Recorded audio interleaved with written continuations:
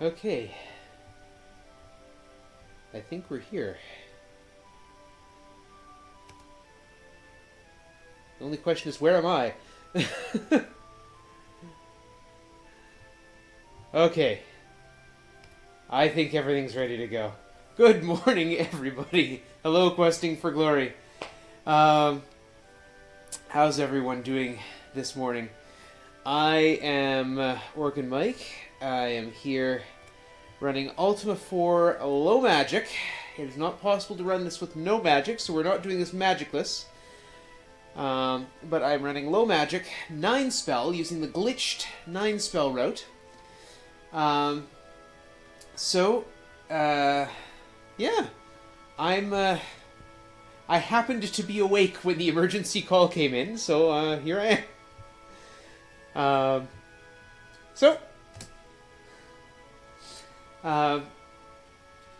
I have chat open so I can see, I keep an eye on you, and we're just going to get this thing going. If you see my runs of Ultima before, you know what's going on here. I asked chat in the intermission for suggestions for a name, and I've got Riska suggesting we use the Bard, which is interesting because this route actually uses a Bard character, so we're going to do that. Now, my usual practice, my usual answer to this question is no, I art not, but there's no option for that, so I'm just going to hold my finger over the M and the F key and just push them both at the same time and see what happens. And once that happens, we'll be starting the timer, so let's see how good my brain is at 6 o'clock in the morning. 3, 2, 1, let's roll. Okay, so the first thing to do is push a bunch of buttons, because it's going to tell us, hey, we were out for a walk in the woods because we didn't like the way things were going in the world. A blue portal opens up, and things fall out of it, including a map and a couple books. One of them's a Book of Mystic Wisdom, which is a book of spells. The other one's the Book of History. The game tells you to read the Book of History. And then we go down to the Ren Fair that's over the hill and walk through it, and we see the Traveler Wagon in the back, and find an old woman inside, and she's going to read our cards. But they're not the usual tarot cards. They are cards representing the 8 virtues. Our choices here are between Sacrifice and Humility. Sacrifice has a game benefit here at this point. Humility does not. Honesty, which gives more spell points, which would be useless. And Valor, which would speed things up. Honor. This would be Spirituality. Yep, we'll take Spirituality. So these choices affect our character creation. Since we're going to be playing a Bard, we're going to take Compassion. That's the Bard's main virtue. Valor and Spirituality. Ooh, tough call. We'll take Valor.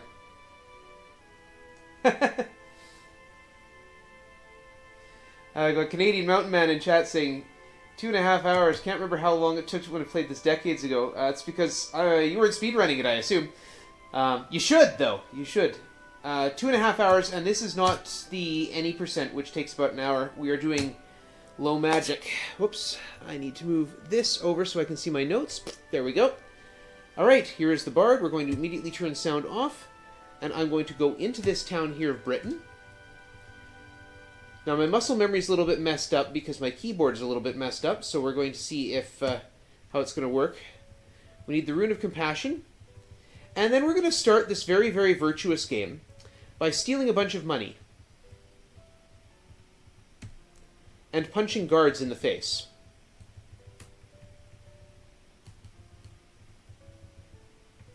So what's happening here? The goal of the game is to become the Avatar. So you have to be an exemplar of the 8 virtues that we just saw briefly there. By punching guards in the face, not only would I argue that is that an appropriate response to a lot of modern situations, but punch them and run away. But the actual goal there is to boost our compassion. Now, how are we doing that? Well,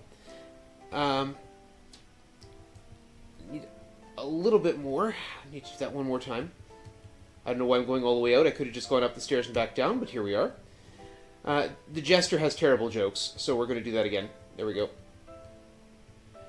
So yeah, the game will cost us compassion for attacking the guard, but by running away, we can run away from creatures that are not evil, and guards are, by definition, in this game, I will stress that, not evil. So, there's the Rune of Spirituality. We didn't get poisoned. Good. Excellent. Okay. We've got 1,800 gold. We're going to head over here. We're going to talk to Hawkwood the Seer, because we need spirituality. So, the game has two flags, or two variables, got put to sleep on every step. Nice. The game has two variables for every NPC. One is whether or not they are hostile, and the other is whether or not they are evil. Something that is hostile will attack us if it gets close to us, and will even chase us. Something that is evil is worth killing. So we make the guards go hostile. We make the guards go hostile by attacking one of them, or by attacking Chuckles the Jester, just, for good measure. And then when they attack us, we can run away. Running away from something that is not evil not only does not cost us valor, but increases our compassion. Because here's this non-evil thing that we're not killing. And what I'm doing here is talking to Hawkwind the Seer. Every time I talk with Hawkwind the Seer, provided the step counter has crossed into a new hundreds digit, every time I talk with Hawkwind the Seer, I get 3 points of spirituality. We'll check what my spirituality is at. 76. Okay. So this takes a bit. I do have to grind all my virtues to 99. If you're curious, if I ask him about honesty, you are not an honest soul. Thou must live a more honest life to be an avatar. Honor should be even worse. Let us not fight with honor, but with malice and deceit. Yeah, he likes this. But meanwhile, compassion, seek ye now elevation. Go to the shrine and meditate for 3 cycles. So that's what we need to do. We need to get elevated in all virtues. So here's our 8 virtues. So each 2 digits, this is a 16-digit string. Each 2 digits represents a virtue. They are in the order of honesty, 20, compassion, valor, justice. Oh yeah, because justice also goes up when you run away from non-evil creatures. So justice, sacrifice, honor, spirituality, and then humility. You can tell it's been a bit since I've played the game. Okay, every time the hundreds digit changes, I can talk to him again. What I'm looking for, actually, is my food to tick down. Your food ticks down every 100 steps. Well, every 100 steps divided by the number of people you have in your party.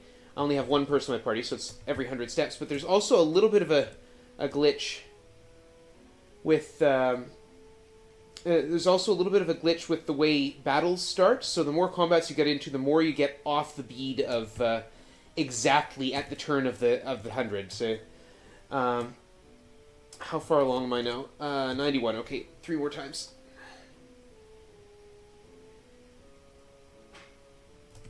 So just talk to Hawkwind. That should be 94.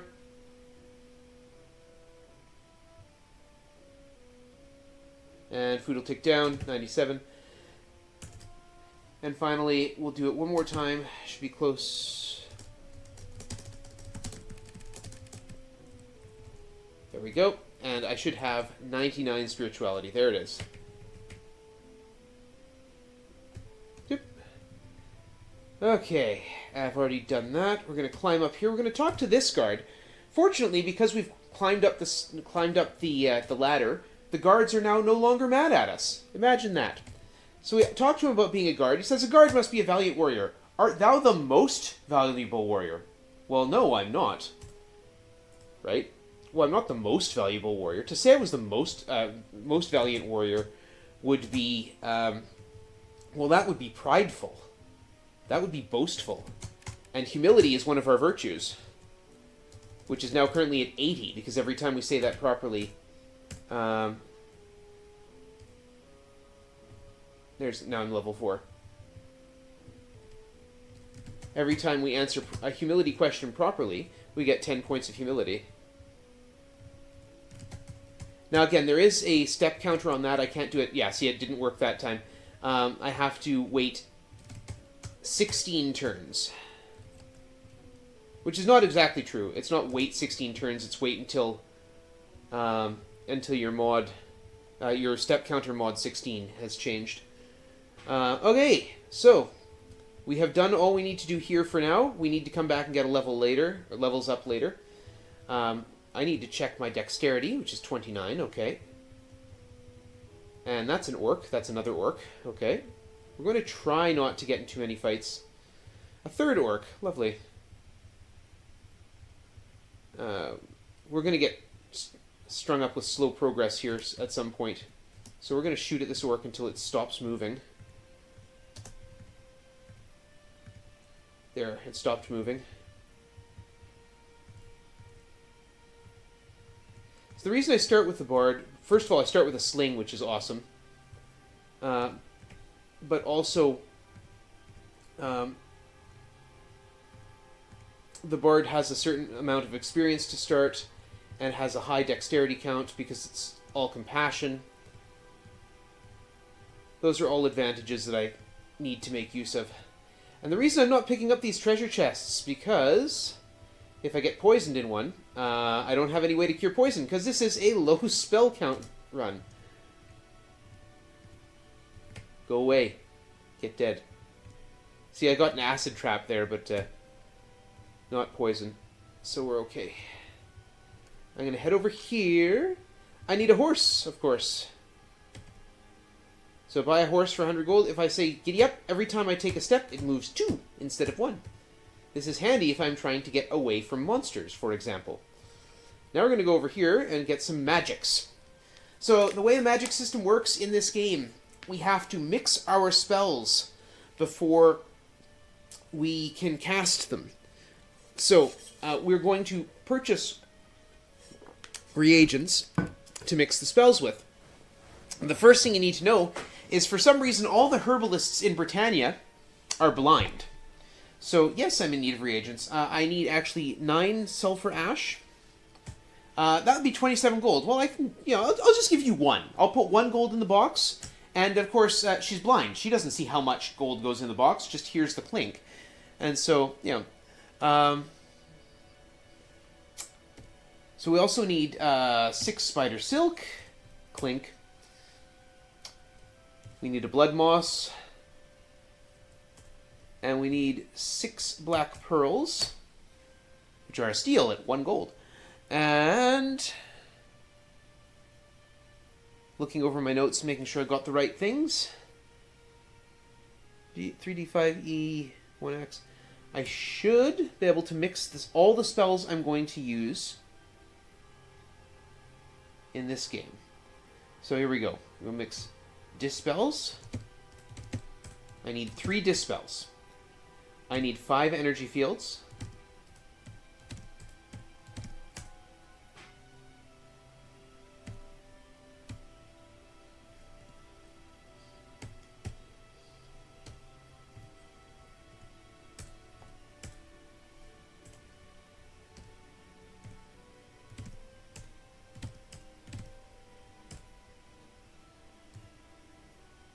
My notes are bad.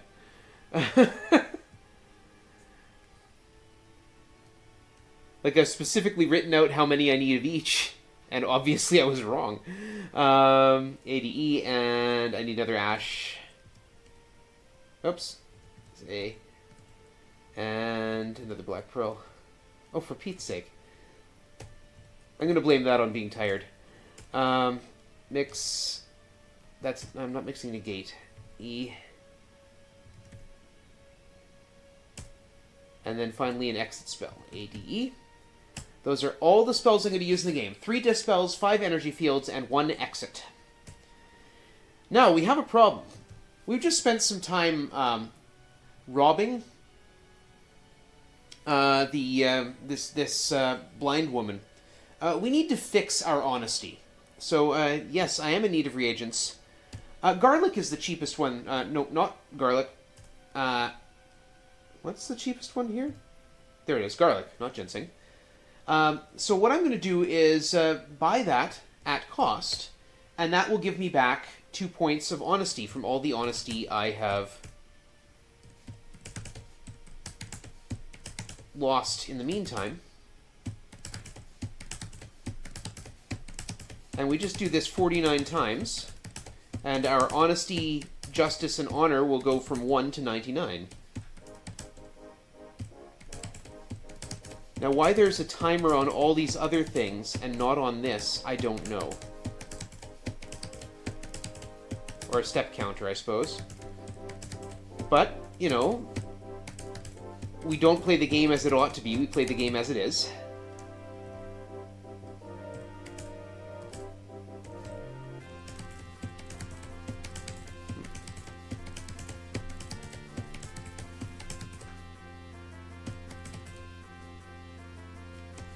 C2, C1. Oh, my muscle memory is bad.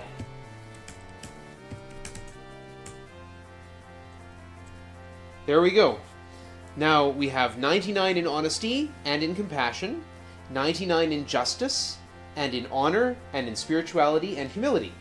What's remaining is 61. That 61 is Valor. We can only get Valor by killing evil creatures, and the 55 is Sacrifice, which we will get. You can get Sacrifice in 2 ways in the course of the game. Oh, we need the rune while we're here. Yeah. You can get Sacrifice in 2 ways in the course of the game. You get 5 points if you go and donate blood, which costs you 100 hit points. There's the Rune of Humility, hiding in the corner there. And you can get 1 point of Sacrifice if a character dies in combat. Which sounds like a really bad trade, and it is.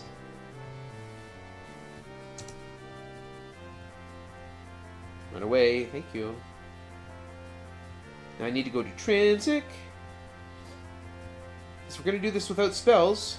We're going to need some friends. And in this case, we picked the friend with the most expensive gear. Here's Dupre, the Paladin.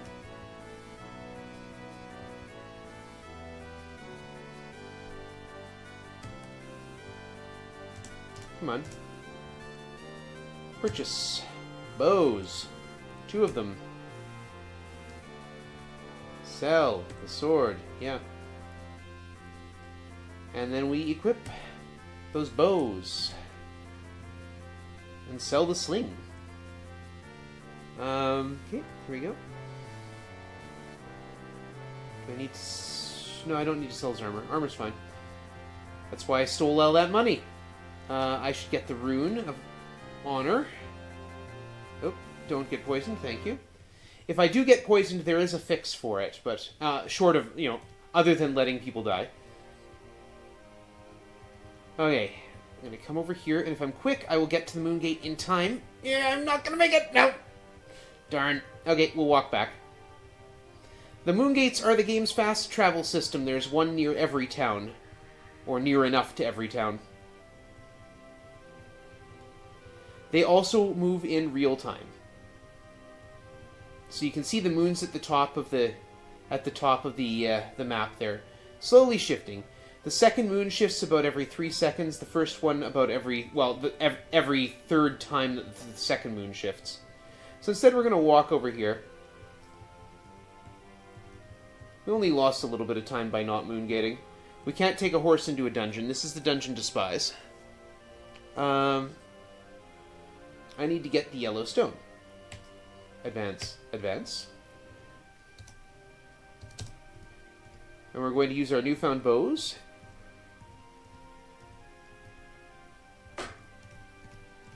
So yeah, what is required to beat the game? We need to be an 8 parts avatar. So we need to be an avatar in every virtue. Oh, I got poisoned right away. Excellent. So we're going to kill this mimic, so that Dupre doesn't also get poisoned.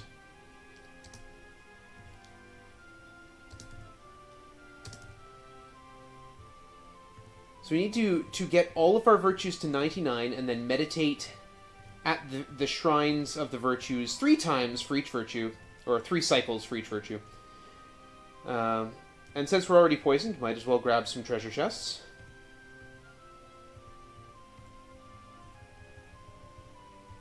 Oh, I got poisoned again. Big deal. Alright.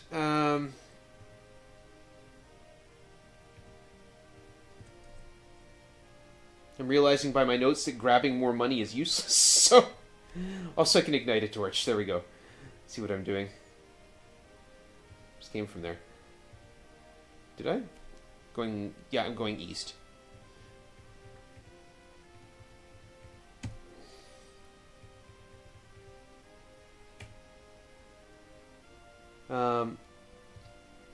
Also, so those, so you have to get all your virtues up to level 8. Or all your virtues up to... Oh my goodness, I am tired. And I haven't run this for a bit. All your virtues have to get to 99, and then you become the partial avatar in that virtue. Those gazers are shooting sleep fields, but I'm poisoned, so I can't get put to sleep by magic, so who cares? So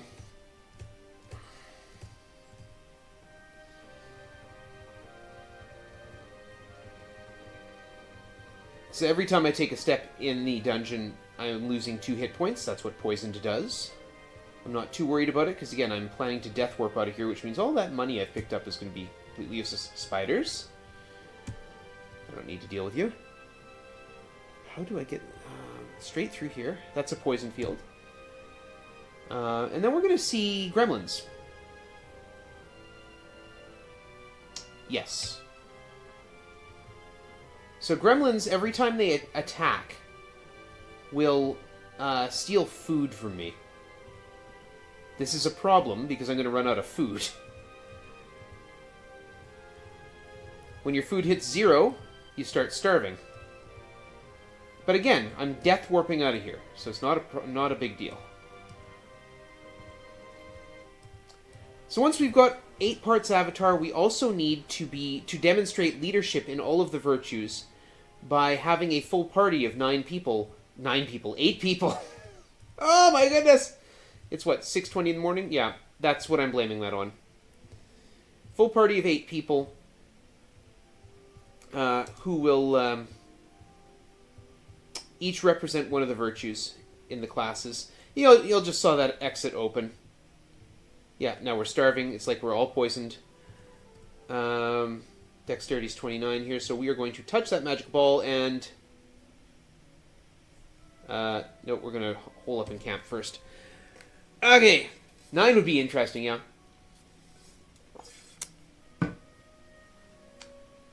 So resting is our main way of healing. Touching the magical ball will give us 5 points of dexterity, and will in fact cost us 200 hit points. Descend down. 29. Okay, we might be able to hole up again. We have to wait for our hundreds digit to tick over if we want to hole up successfully. So we need to have a full party. In order to have a full party, you have to have a level 8 character. We're going to lose our light here.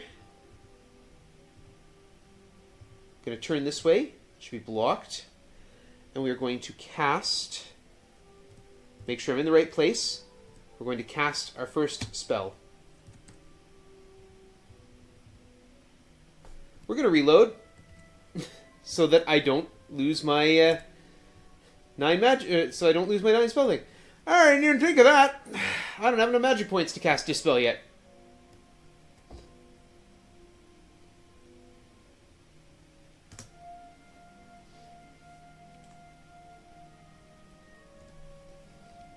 We're going to have to come back here, because I can't get through that... Which that's not true. I have enough... Yeah, I'm starving, I know. I have enough magic points to cast... Okay, so we're going to change. We're going to have to go back and get more reagents, but that's okay. Volume off so that doesn't slow us down any further.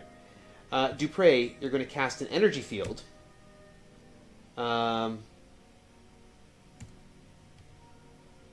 So you see it says failed. It did actually fail. What has happened is...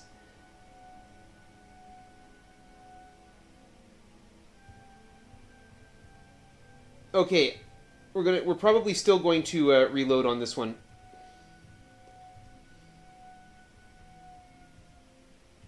Because I don't think I'll be able to get through this. Whoa, definitely if I go in the wrong door, it won't do it.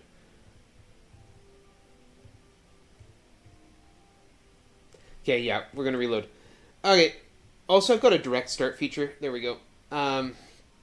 Just going to move my notes over here so I can see them. There we are. What?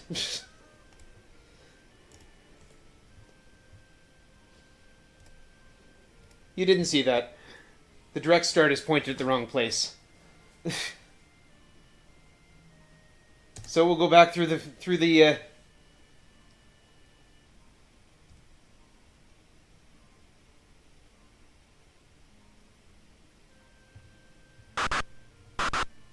Okay, we're going to come through here.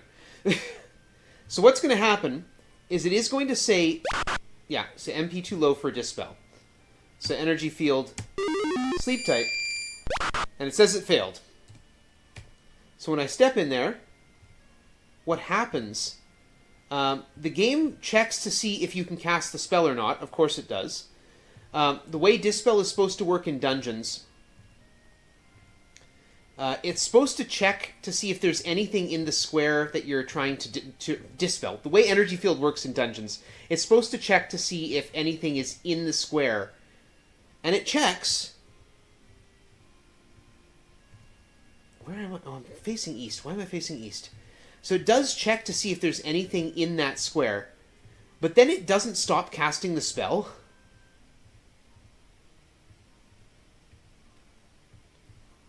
There's the room I'm looking for. So it just overwrites whatever is in that square with the energy field. It's one of the weirdest little glitches. Kind of hilarious.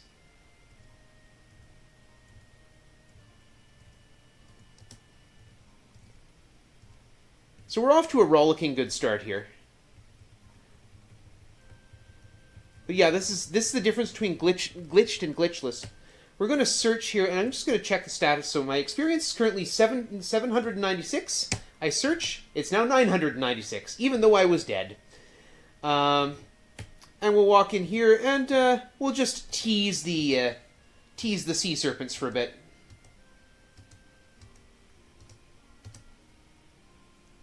Yeah, Dupre's got 400 experience, so...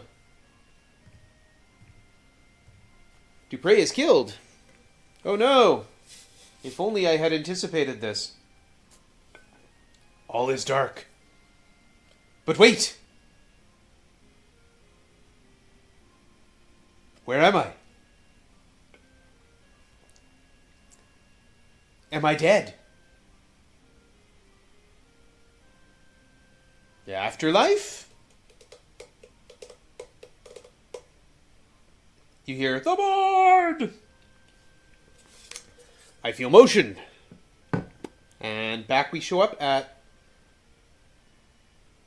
Lord British, and he says, I have pulled thy spirit and some possessions from the void. Be more careful in the future. We get our levels up. We're good. So what we get, we don't get to keep any armor or weapons that we had sitting back here. We keep all our items. So we got the Yellowstone and 4 of the runes. We have our 1 remaining torch. We keep our reagents and our mixed spells. And I have to remember I need to mix 1 more spell.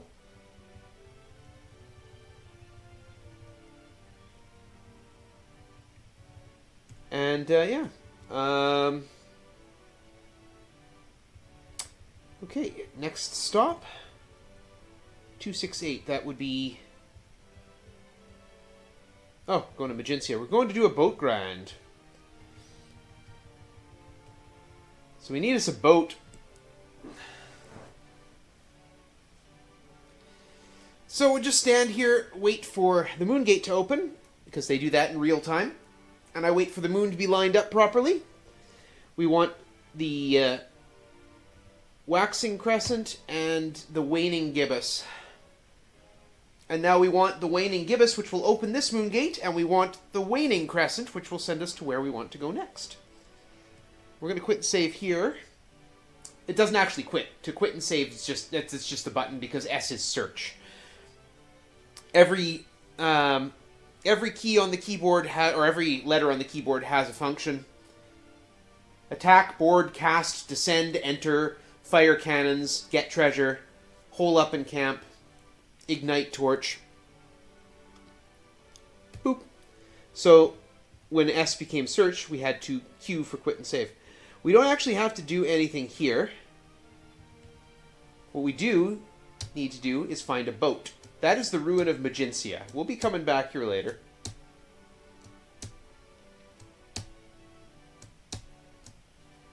The only way to find a boat in this game is to fight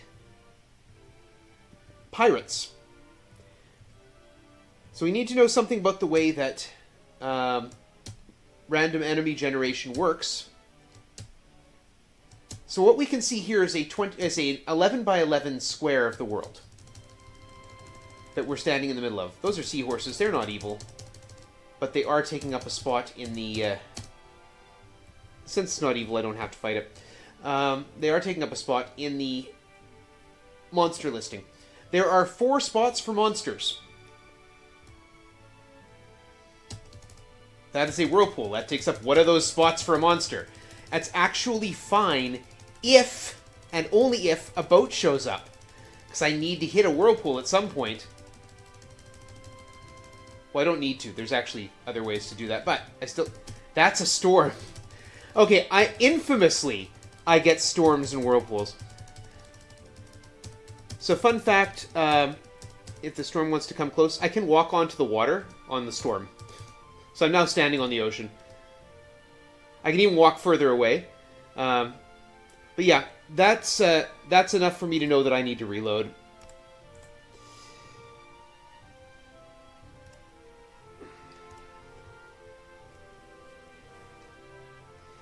So I'm looking for a ship. This can be the most tedious part of the process.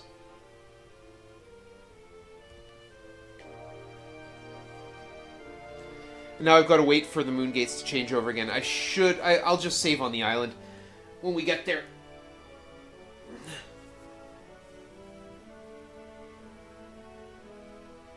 So yeah, a ship is required.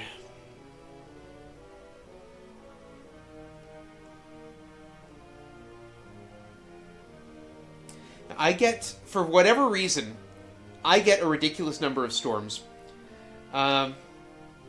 It's not a run for me if I don't see a storm.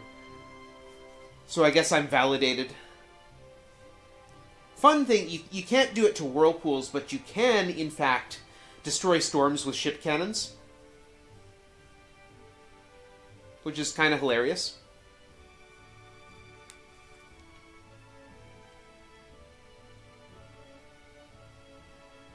Zoop.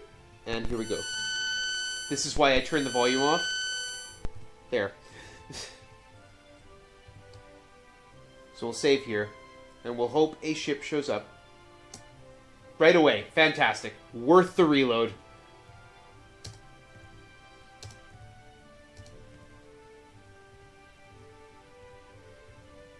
So yeah, when the game decides it's going to generate a monster...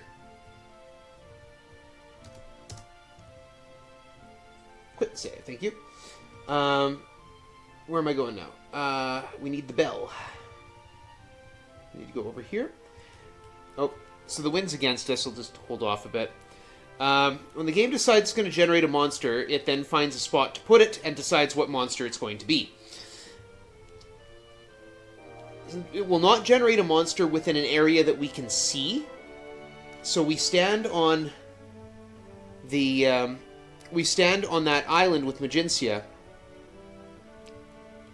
where there's nowhere for the generation to happen but water, which means the chances are significantly higher of finding a boat. So yes, we do get the bell, and yes, Softnum, it is the bell, book, and candle. I hate fighting on ships, so I tried to destroy the Nixies, but it just didn't work.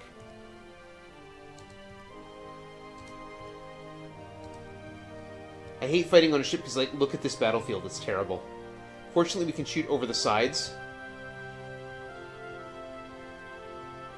So we're going to come over here, and we're going to get the Skull of the Wizard Mondain. It only shows up when both moons are new. The darkest night. And then we're going to do a little ship baiting so that I get a second ship. Because again, like I said, I do have to send a ship into the whirlpool. Don't use the skull in town. Don't use the skull at all. The reason we grab it is because it's worth 400 experience. It's the only reason we grab it. It's faster to grab it than it is to grind experience. Because again, we need to get to level 8 in order to have an 8-person party. Our party size is capped at our current level. So our current level is 5. We can only have 5 people in the party. Level 8 is 6,400 experience, and if you've been paying attention, I've been getting single-digit experience from monsters. So, yeah, would much rather grab the skull for 400 experience points. Normally use the skull to destroy it at the entrance to the abyss. But that requires... Well, it doesn't require magic. That's a storm. That is not a whirlpool. If it was a whirlpool, I'd be a little happier. Though if I got a whirlpool now, I'd have to grind another boat. Okay, where am I? Come on. I went too far.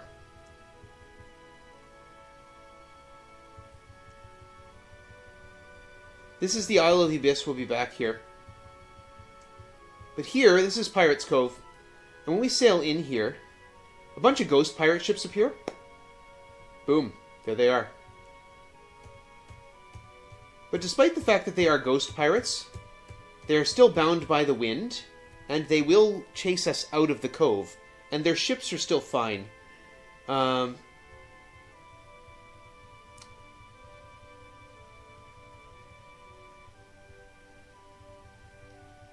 like I said, I'm going to need a second ship, so... I'd like the wind to change, though. You can see all the slow progress I'm getting. There we are. So the way the wind works, if I'm sailing at right angles to it, I move freely, essentially. If I'm sailing with it directly behind me, I get slow progress 1 out of every 4 steps. And if I'm sailing into the wind, I get it every 3 out of every 4 steps.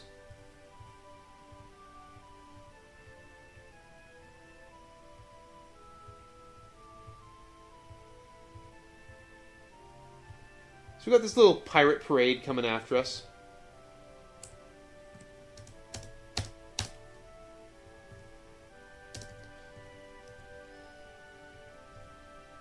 Which is good, because as I said, we need another boat.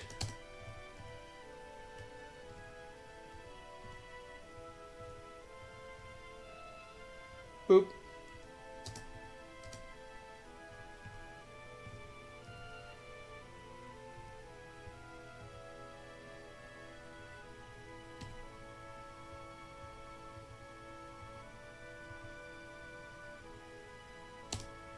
I'm going to wait for him to move, because otherwise he'll shoot the cannons at us and sink one of our ships. I don't know where he's going, but okay. Kind of missed me. Gonna fire at us, yeah.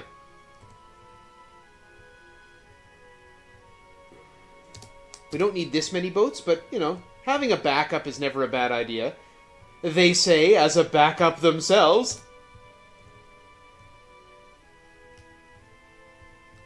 See, I guess these pirates just happen to be awake at the right time. Okay. There we are. Now, I did say there were only 4 slots for wandering monsters, and that is true. There's the Wheel of the Cape. If we use the wheel, you see our gold here has been replaced by the ship's hit points. They're now at 99. That's what the wheel is for. While I'm here...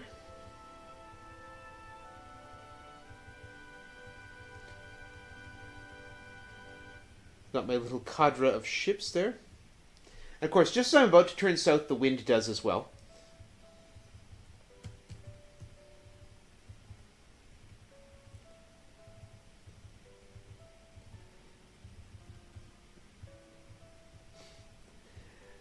There are a couple spots in the game where there's 2 spots, in fact, in the game. You just saw one where the Wandering Monsters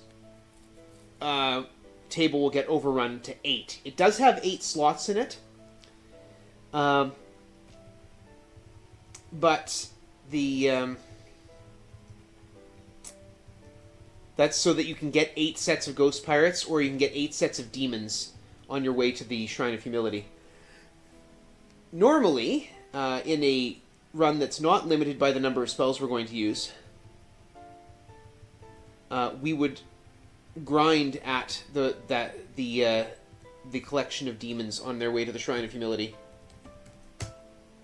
We're going to meditate on Honor for 3 cycles. So we need the rune to get into the shrine.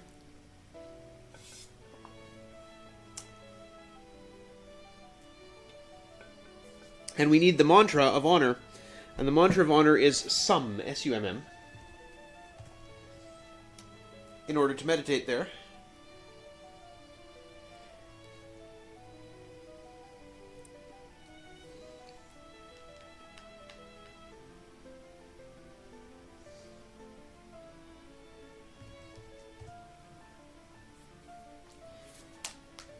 And then we will become partial avatar in the Field of Honor.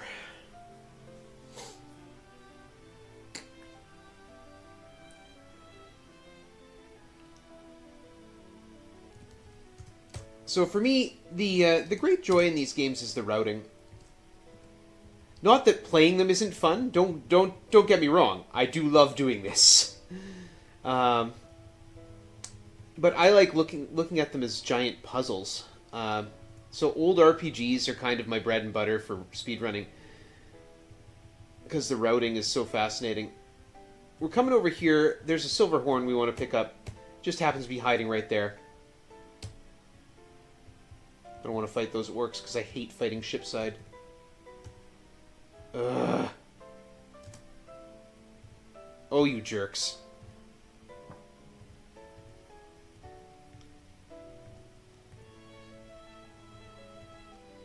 Yeah, you'll also note if I don't have ranged weapons, I have to, like, stand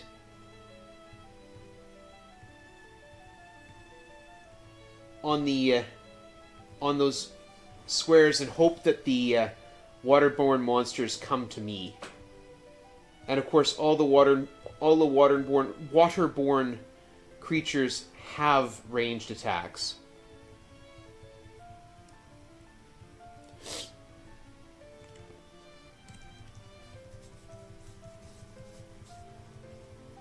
I have to remember I need to buy another...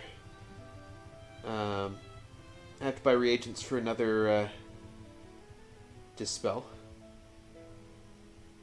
Oh, I'm on the wrong side. Am I? Where's this? Nope, this is it. This is the Isle of the Avatar again. This is where the Shrine of Humility is. And this is where normally we would get a whole bunch of encounters with demons, because if you try and cross this area here without blowing the horn, which is indicated by that red dot there, you'll get attacked by groups of 8 demons. I don't want to fight groups of 8 demons, because I don't have magic to heal myself.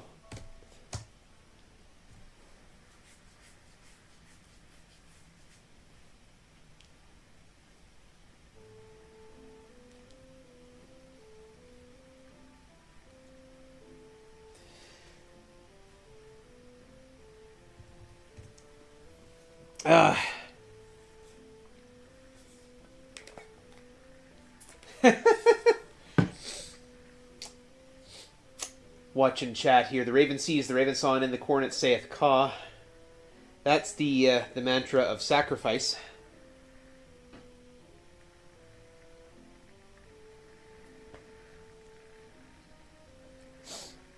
Ka, C-A-H. I don't know how meditative that, you know, if you've ever heard a raven's cry.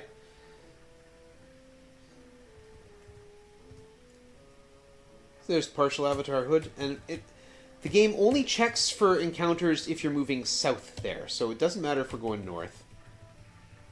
Or indeed, east or west. So now I need to get back to the ruins of Magencia, which are, of course, west of here. As you know. Oh good, a sea serpent. My cannons on this ship are apparently just terrible.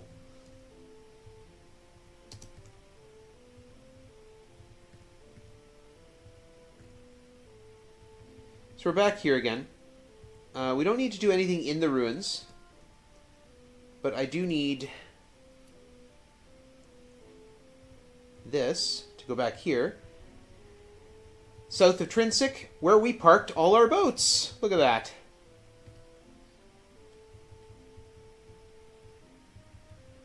If you're wondering about the music, it's not from the game. It's all stuff I wrote, because I have a tendency to play games that don't have music, and I like music.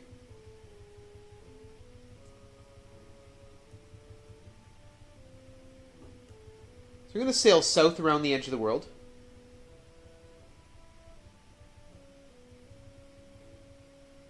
We're going there. Went a little far.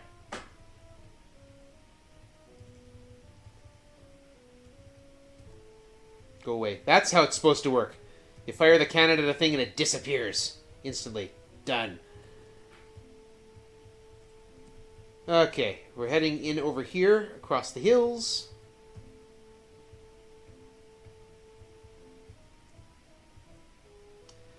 Alright, this is the dungeon wrong.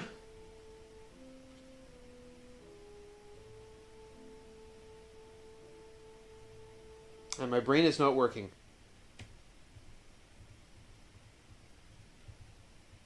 Haha! I remembered. Okay. And we go west. This is a dungeon room. We've seen them before in when we were in Dexterity. Or in Despise. Dungeon rooms work a little differently from normal combats. Nothing I do in here affects my virtues. So if I run away, doesn't matter. If I kill them, I'm not going to get any Valor. I'm not going to lose Valor for running away.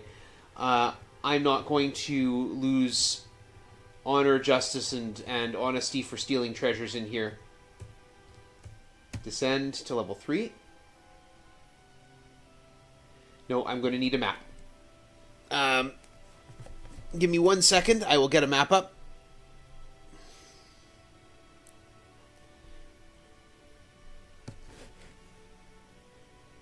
Game resources. There's my maps. Alright. And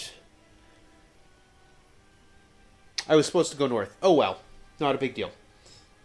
Go south. 1, 2. West, 1, 2. North, 1, 2, 3, 4. East, 2. Fight off the slime, because the slime is evil. Oh, right, they don't leave money behind. North, 2. Yes, north, 1, 2. And descend, yeah. Then we're going to head over here, through this door, and go around to the side. Ghosts are evil, and also they can walk through walls. And they do leave treasure chests, and part of what I'm here for is money. I need to go through this room. Those are rats.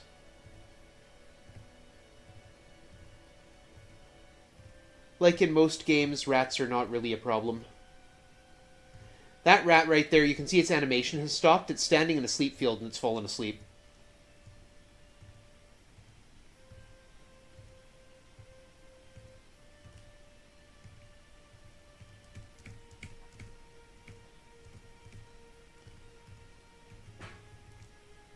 And we're going to move through this room and descend down to level 5.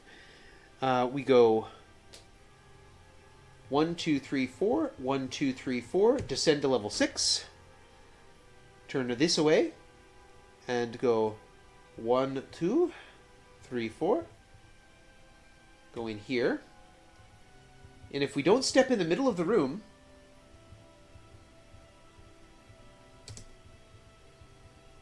the Hydras never get out. We stepped into a sleep field. That's okay. We need to go from here all the way. Yeah. We find a fountain. Dupre will drink.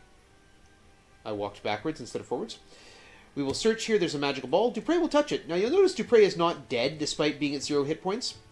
You don't die at 0 hit points. You die if you're at 0. If you're below 0. And we're going to walk back through this room. Dupre is going to just take a little nap. It's fine.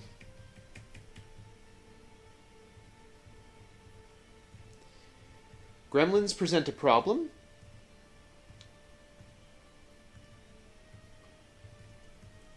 So that orb, touching that orb gave us intelligence and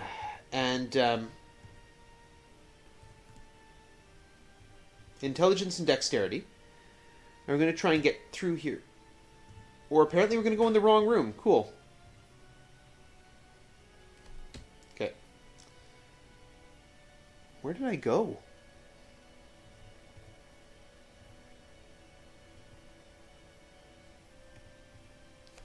Okay, there we are. Okay, fine. Yeah, descend. Where am I here? Intelligence. I'm not worried about intelligence. I'm worried about dexterity. If my dexterity goes over 40, so the way this game is programmed, of course, instantly falling asleep. The way this game is programmed, they couldn't get the dexterity values right for whatever reason. When they transferred this game over from the Apple II version, they got the dexterity values wrong. Couldn't figure out why accuracy was so bad. So they decided on a workaround, which is instead of having a nice gentle curve to your dexterity, what happens is as soon as your dexterity hits 40, you can never miss again. As long as your attack is properly lined up, you never miss. Okay, these are Reapers. They don't move. They're giant trees. Giant evil trees.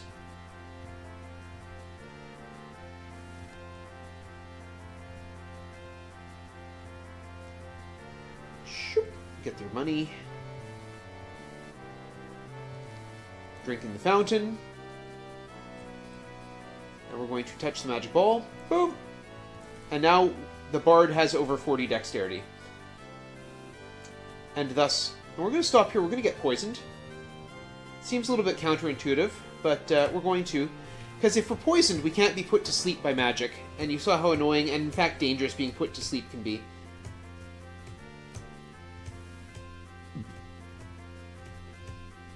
You can only have one status condition at a time. You can see it next to the hit points up there. The P stands for poisoned. There is G for good, P for poisoned, S for sleeping, and D for dead.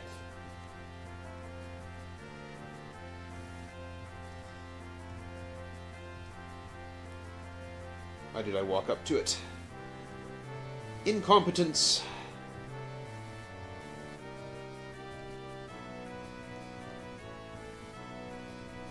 So yes, if anything changes your condition from poisoned to sleeping, it cures the poison. So for example, if I go back through here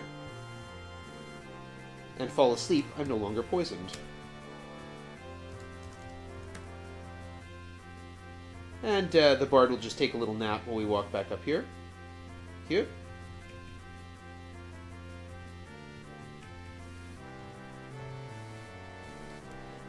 So now you'll note any time that I make an attack that has an enemy in line, the bard will never miss. Never again will the bard miss an attack.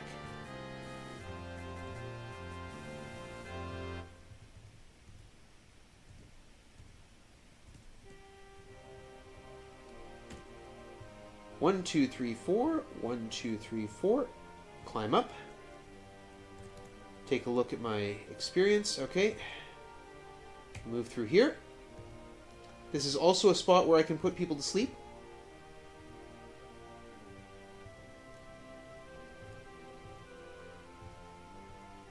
But there's one more orb I can pick up on the way out, and I want Dupré to be at full health. So in order to do that, I'm going to need, unfortunately because of those trolls, I'm going to need to have a nap. Not this kind of nap. There we go.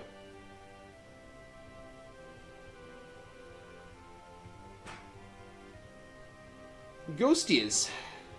On the staircase, too. And because they're on the staircase, they're not going to drop a treasure chest, which is mean of them. Say.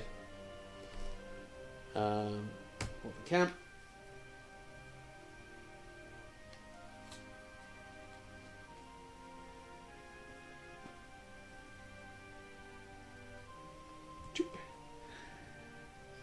Yeah, noting in the chat that The Reapers are stolen from D&D, though they were called Ropers. They also stole Balrons.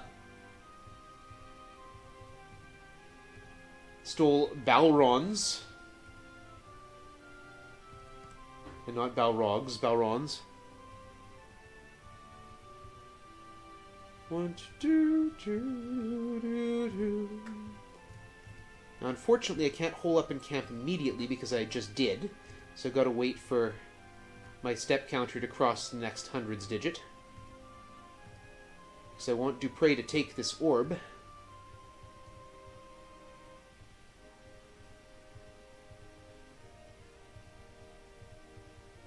Trying to remember where I was. Okay, no one yet. I can check my move counter using the quit and save feature. Oh, poison. Great. Thank you.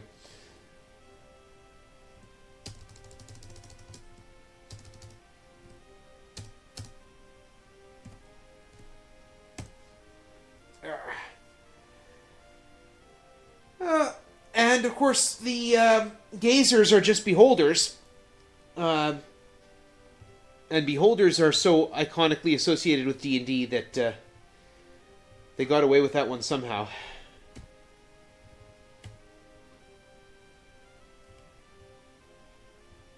I want to try and protect Dupré, because if someone dies, I have to change my grind up, and, you know, that's just messy.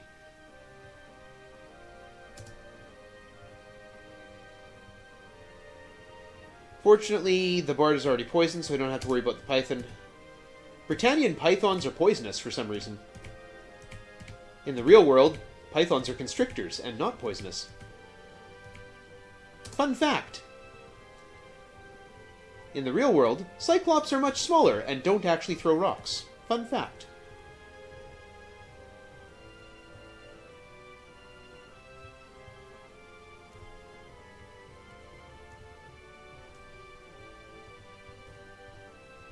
I am very bad at controlling two characters at once. Especially when I'm tired.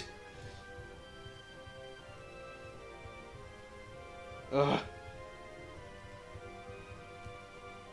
There is a healing fountain on this floor. There's two of them, in fact.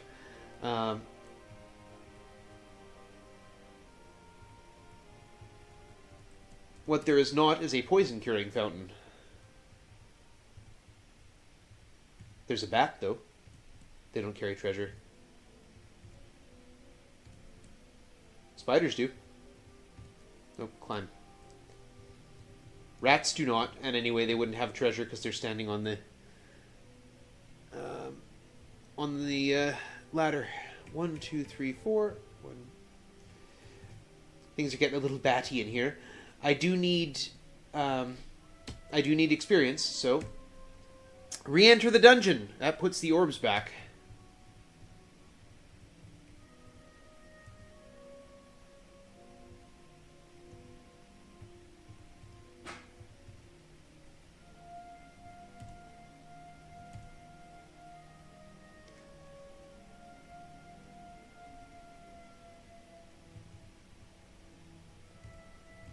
There it is. You're trying to find the ladder. Okay, don't get hit, Dupré. So, fun fact. Darn it. Dupré got hit. Okay. Actually, we'll pull out. We'll come back in again. Heal up. Yeah, because I need 3 from this run. Okay. Oh my goodness. I don't have to fight bats. They're not evil.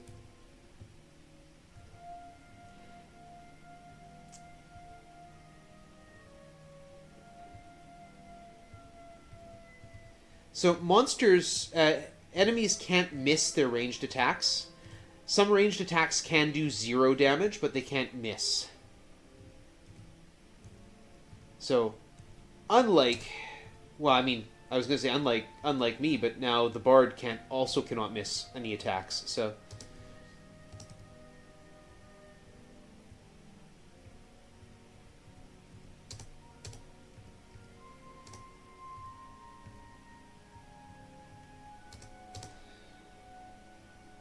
Am I supposed to be getting experience here?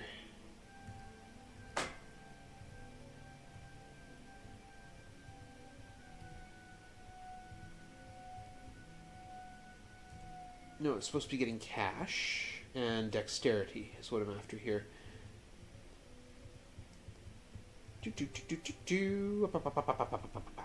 Descend. Turn around. 1, 2, 3, 4. 1, 2, 1. Search. Dupre, damage yourself. Thank you. Pull up and camp. Now there's a 1 in 8 chance that I get ambushed when camping. And of course, being ambushed means that our characters would start asleep, and, well, not the bard. The bard would be awake because the bard is poisoned.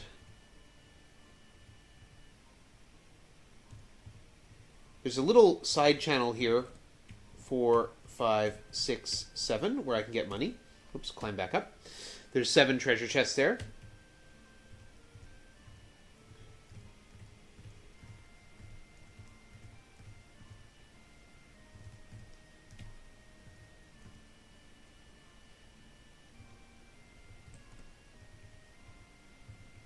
Descend. So I'm afraid all this navigating has to be done in the dark. Well, it doesn't have to, but, you know. I don't want to go buy torches.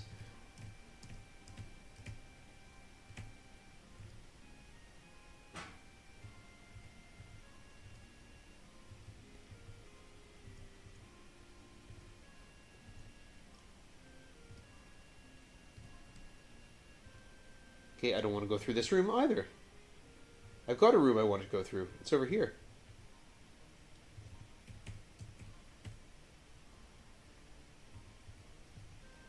Okay, I'm not doing very well at navigating in the dark. I'll do it better in the Bard's Tale, I promise.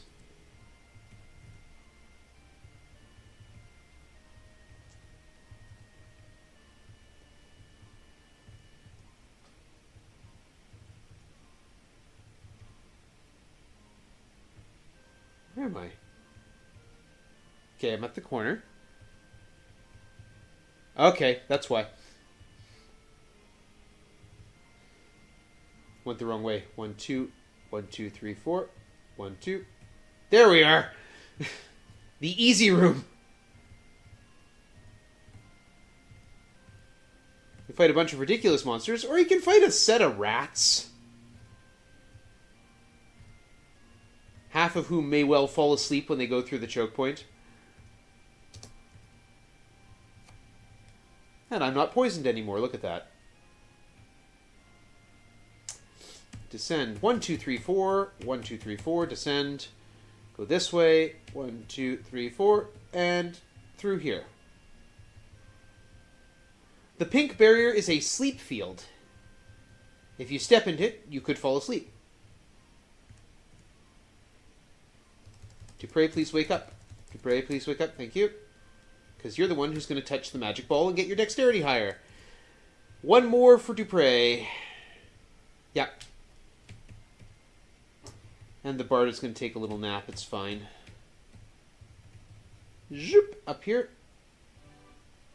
Gremlins.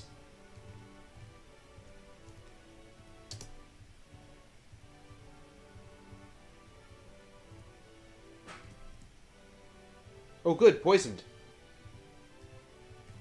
That's not actually bad. As explained, I can't be both poisoned and put to sleep. So I'm actually okay with being poisoned here, because I gotta fight things.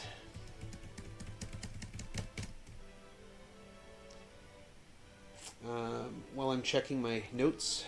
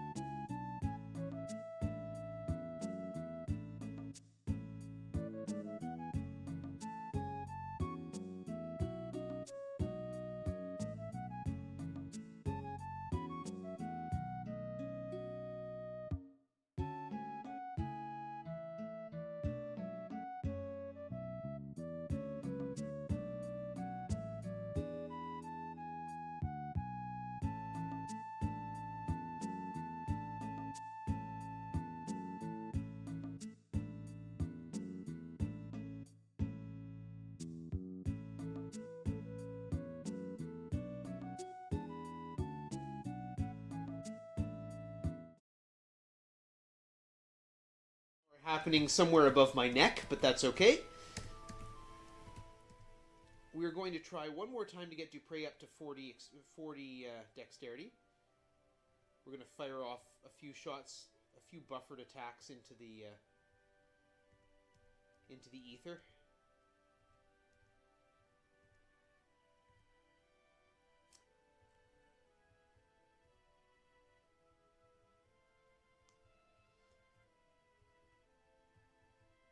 So you haven't missed much. Don't get poisoned, don't get poisoned. He didn't get poisoned! Boom! Now both my characters have 40 dexterity. 43, in fact. He can get poisoned now, that's fine. Because now we can't get put to sleep, and we can fight through this, and now neither of them will miss an attack. So long as there's a target to hit.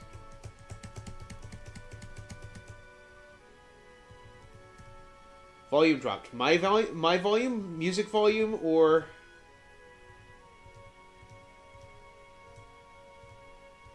Awesome.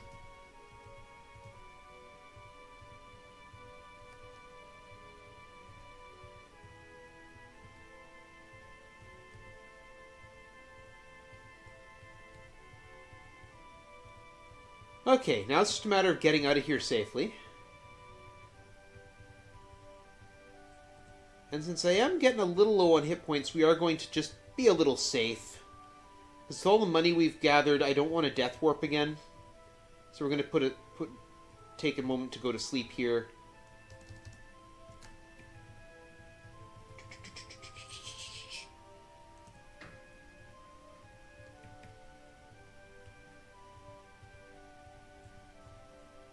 Gremlins. Don't feed them after midnight. And I'm sure not the first person to point out that it's technically always after midnight. Oh.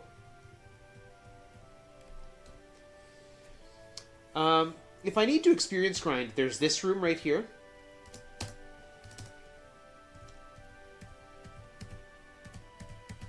Which is quite often where I experience grind if I'm... once I've done this, I don't need to experience grind right now. I might be back here for it.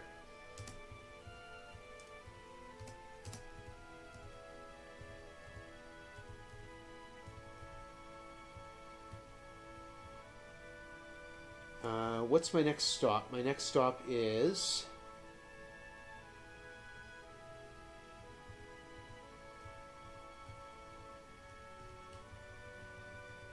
Destard. Okay. So coming out the south, we go 1, 2, 3, 4. 1, 2, 1, 2. We're where we need to be. Okay, climb up. Ghosties. We go 1, 2 east, 1, 2 south, 2... Oh no. Don't spiders me. I can run away.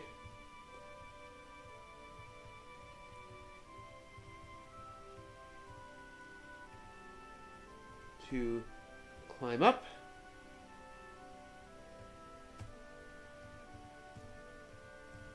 I was worried I'd get poisoned there. Then I gotta turn around and go back and heal the poison, and, you know, it's just annoying.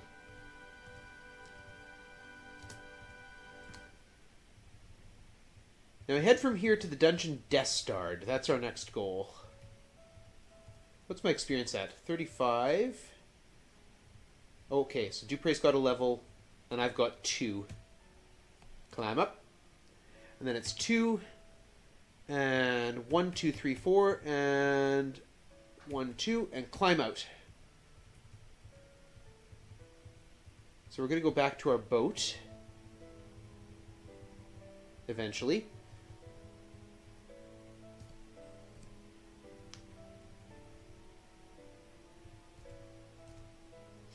I don't need another pirate ship. A whirlpool would be nice.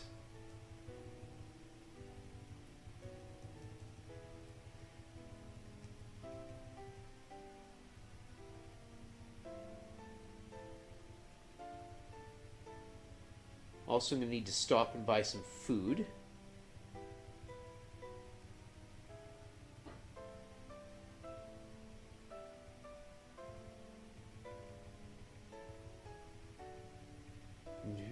do, do, do, do. Watch out for grooves in the dark. Yeah. You never know.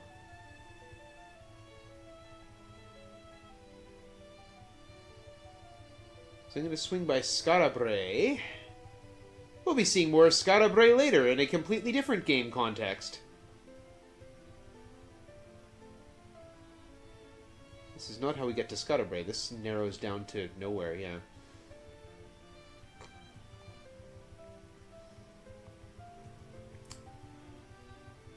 And the connection is the programmer Ro Adams, who worked on both the Ultima series and the Bard's Tale series. And apparently really liked Scarabre, so... I'm not seeing any Whirlpools game. You sent me a Whirlpool right away and then, you know, just loaded me down with terribleness, so...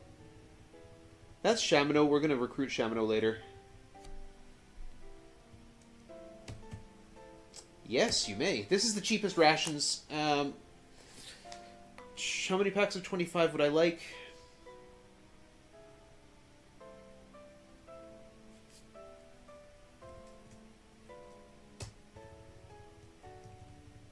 That way if we get assaulted... Oh, wait, while I'm here, might as well purchase... I need another Dispel. FAC. I gotta remember to actually spend the right amount on things.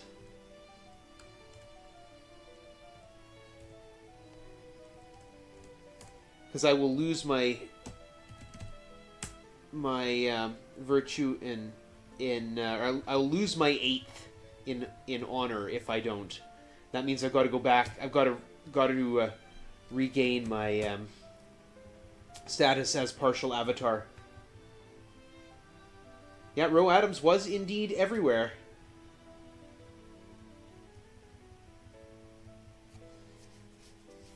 Got to remember, in the early 80s, there weren't that many people who worked on, you know, computers.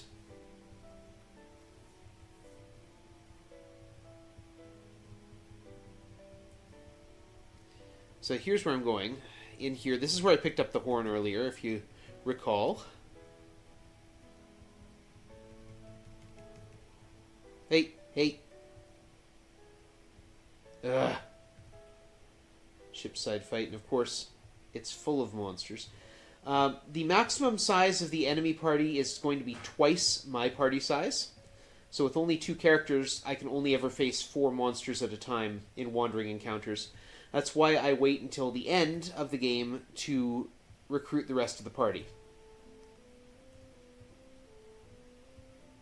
Especially when I don't have access to magic to quickly kill or escape from these fights. Around here, please.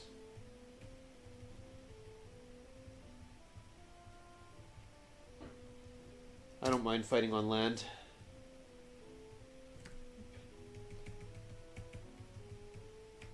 This is the dungeon Destard. And again, we navigate in the dark. We go to south, descend. Back up 2. And we're just going to walk through this area here, right here. These aren't getting in my way. They're shooting at me, but I don't really need to worry about it. Descend to level 3. These guys are in my way, though. I do have to worry about them. They're having their little campfire. Whoops.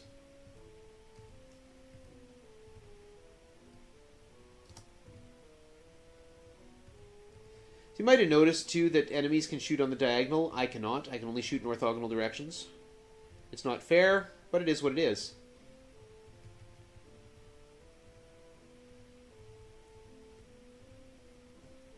Is there a way to light these areas? There is, but it's kind of temporary, and it slows everything down. It's much faster if I don't have to show you the graphics. This is our experience point grind room.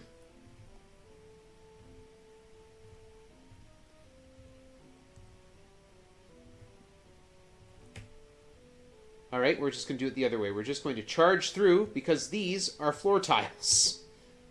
And I can walk over them. And yes, if I'm standing on one, they can attack up into the Z direction and hit me. Pull up and camp. That is an experience point grind room.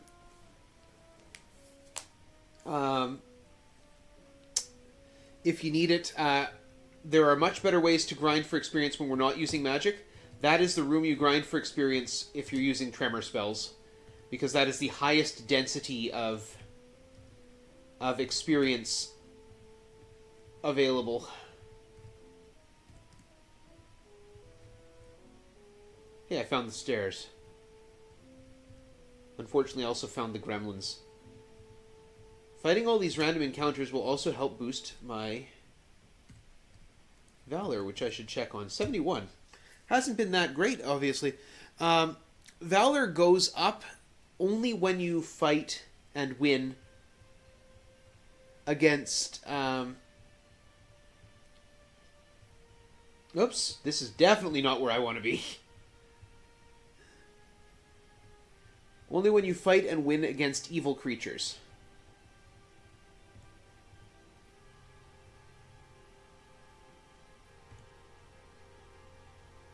One, two, 1, 2, 3, 4. There it is, the redstone. 1, 2, 3, 4. Climb up. Every time you win a random fight, every time you win a fight against evil monsters, there's a 50% chance that you will get a point of Valor. Yes, so I just had a 50-50 chance of getting a point of Valor. It did not give me one. This does not include things that happen in rooms. I'm there. Well, I should know where I am. I am... Yeah, right. I'm there. 1, 2. 1, 2. Descend. And we're going to head 1, 2. 1, 2, 3, 4. Go this way. Insects. Insects aren't evil, so I don't have to fight them. And then we come down here, and we reach the Altar Room of Courage. So the altar rooms, there's 3 of them. 1 for truth, 1 for love, 1 for courage. The 3 principles of the Avatar.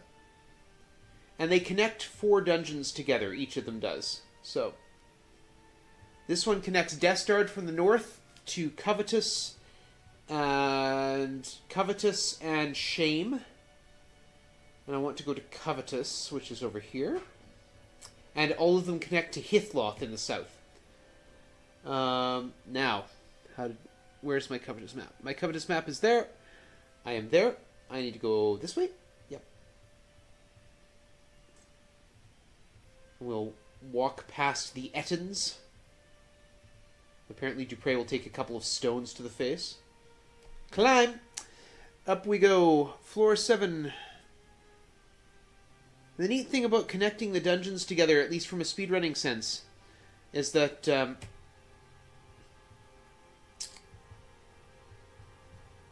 makes it easier to get the colored stones, which are required, because we need those to get through the abyss, to get to the Codex of Ultimate Wisdom, which is the goal of the game. When we get to the Codex of Ultimate Wisdom, we'll be able to read it, and that will make us an avatar. Not a partial avatar, an actual avatar, I guess. And this one will just run through. To search. Search. There it is. Hole up in camp.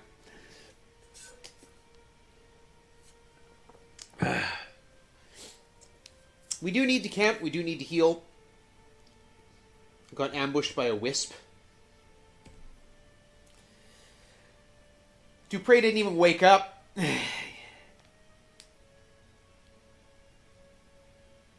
Oh, there we go. I need to hole up and camp myself.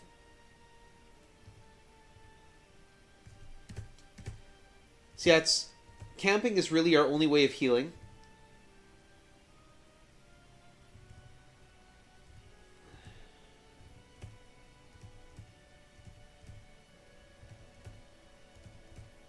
if we don't have magic. And we don't have healing fountains.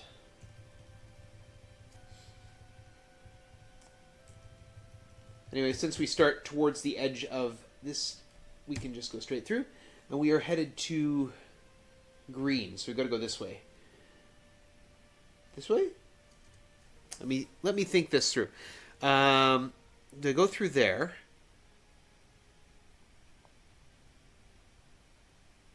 No, I go through shame for that.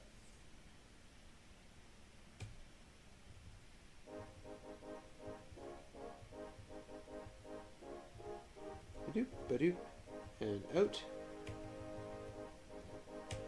It's the Altar Room of Courage. It's got a dragon in it. Whatever the monsters you fight in the Altar Room depend entirely on which dungeon you come from. So anytime you come out of Covetous, this is the fight you get.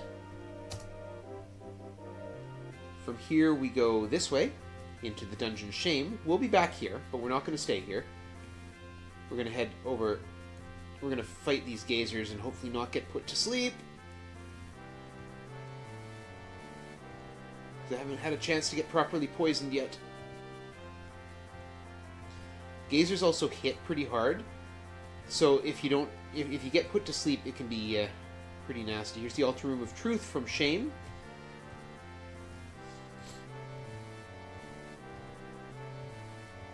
We want to go across to the dungeon Wrong, and we've been in the top part of the dungeon Wrong. The top part of Wrong does not connect to the bottom.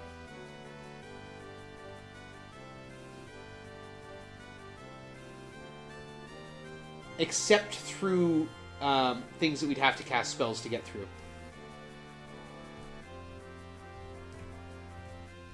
So that in the middle of the room, the yellow thing with the mouth on top of its head, that's a Zorn. Zorns negate magic, so you can see between the food and gold there's an N there. That means I can't cast any spells. Oh no.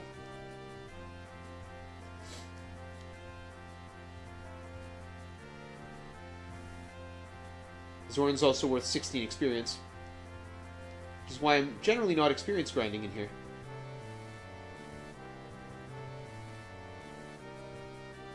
Now here is where we have to use... What am I talking about? What am I talking about? I don't have to use it. If I were doing this glitchless, I would have to use 2 dispels. Then I'm realizing, no, I only have 3 dispels and I need them elsewhere. So we're going to glitch our way through that room. That is why I go through the other... Never mind. I've gone the wrong way. It's okay. We're going to turn this into a poison field. That is... I'm now standing on the room. We're going to get ourselves poisoned. We're going to hole up in camp. Okay. So as is usual, with an Ultima 4 run in a marathon, I've messed something up, which is hilarious. Because there was a much easier way to do that. I didn't have to go through that room at all. I do have to go through this one, though.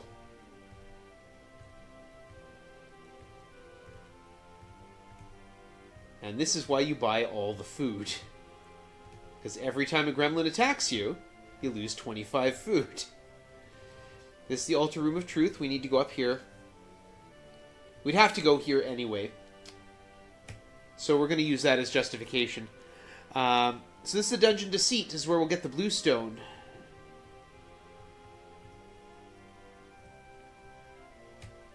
Falling rocks, falling rocks, falling rocks, falling rocks. And then this room. A lot of this is the reason I don't generally have to experience grind in the low magic category. Because I do have to go through all these rooms. And fight all these Reapers who are worth 16 experience each.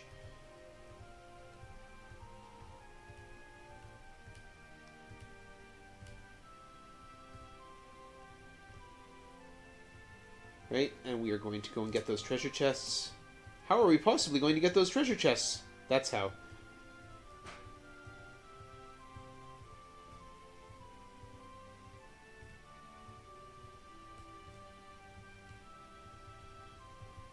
Okay, and falling rocks, I believe. Yep, falling rocks. Falling rocks, falling rocks. Oh, pit, sorry. Hole up in camp. That's how things work. Get beat up a lot. Then hole up in camp. We're going straight across. And this is a room with gazers in it. So, yeah, we want not to be put to sleep. Not to be put to sleepable. Gazers, despite the fact they very clearly float, can't go over the water.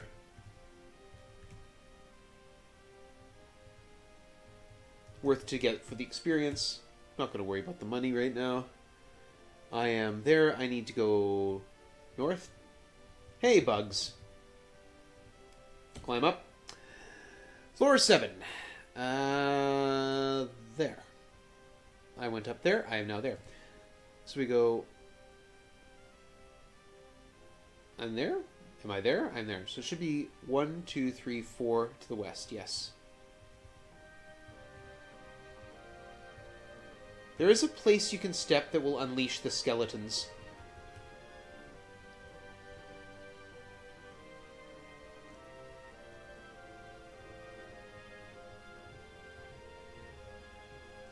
Good, we're in the right place. Winds. Open camp. Cross that threshold. I'm about to walk through some traps.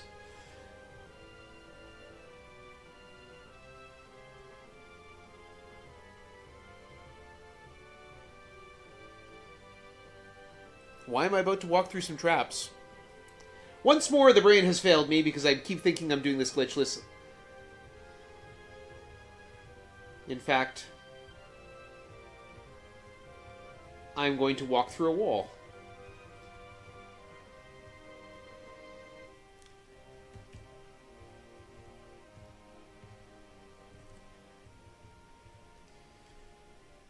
There, you want to see it in action? Here's how it works. I cast energy field, boop, and now it's no longer a wall. However, I've gone in the wrong place, which means that I'm going to have to reload, because that's a spell. How did I mess that up?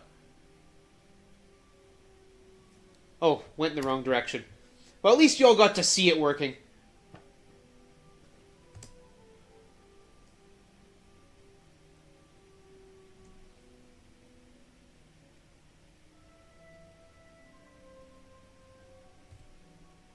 Okay, so I'm in the winds. I'm there.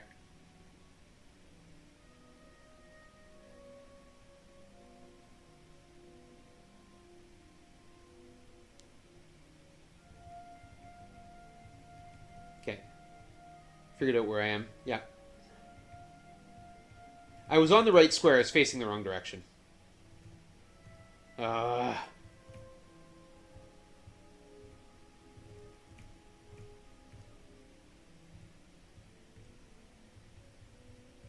Get dead. So this should be... Yeah. Okay, good. I'm in the right place. Now, energy field, poison. Search! There's the blue stone. What I should have done the first time. Alright, where am I now? I am there.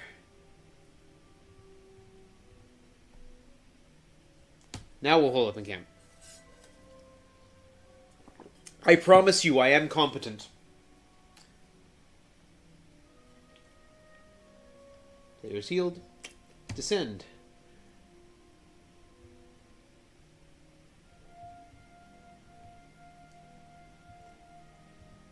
Go back through here, because we need to get back to the altar rooms. What am I doing? Stand there. From here,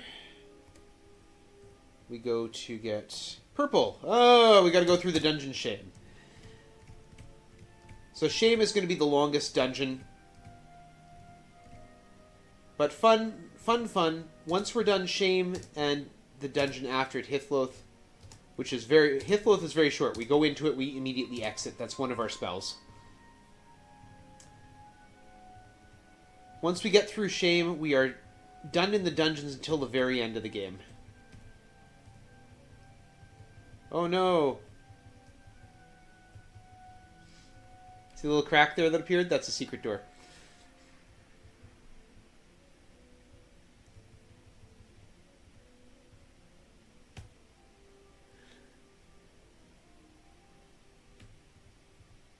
What am I doing? Walking into a wall, apparently.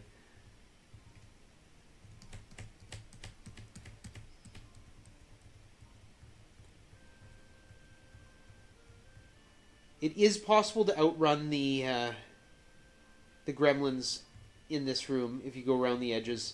But I want the experience, I want the treasures, and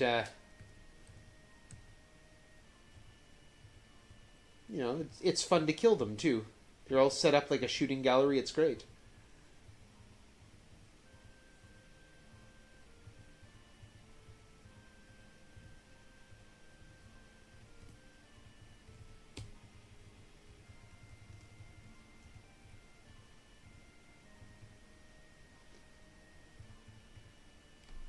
Yeep.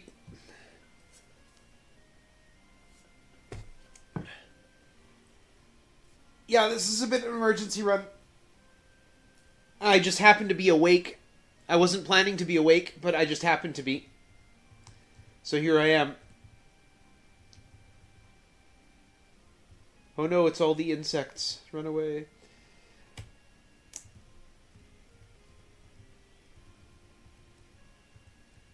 Do some killing here. It'll be good.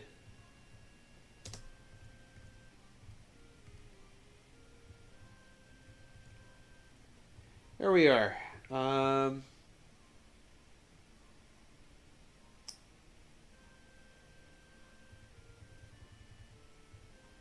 Okay. Oh, shame's the other way. So we have to go to the dungeon shame. And we go 1, 2, 3, 4. 1. And we go in here. Dragons!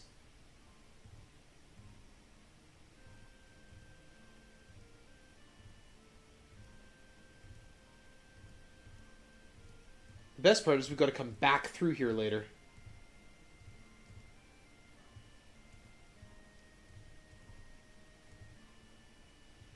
And this looks like it's a dead end, but again, there's this little chip in the wall that opens that. Thank you.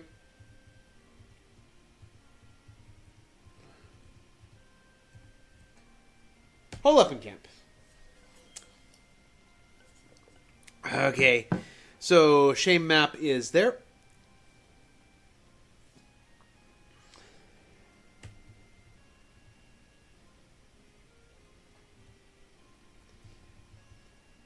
And yeah, since this run wasn't originally in the marathon, I'm not derusted on it, so this is fun. Climb up. Oh, and we go climb up to level 5. This is the until the very end of the run. This is the most time we're gonna have to spend in a dungeon. Climb up. Climb up. Okay. There it is. Level 4.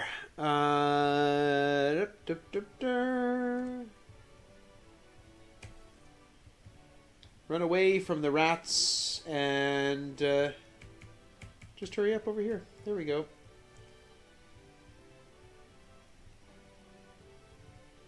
Speaking of winter storms, let's take this twister out. There it goes. They also still count as floor tiles even when they're in combat, so I could still actually walk on it hilariously. I want to go this way.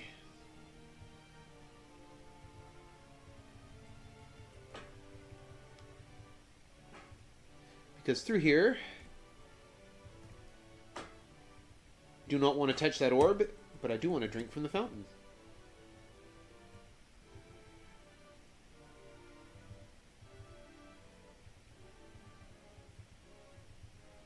This little detour will make this rest of this dungeon a little bit safer.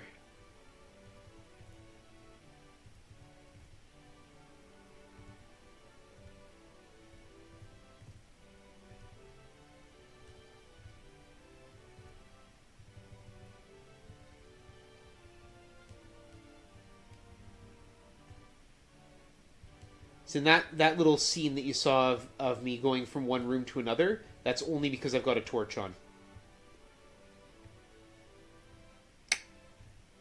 Oh yes, shoot the wall. Good job. Yeah, I don't miss because I'm at 40 dexterity. I miss because I'm shooting the flipping wall.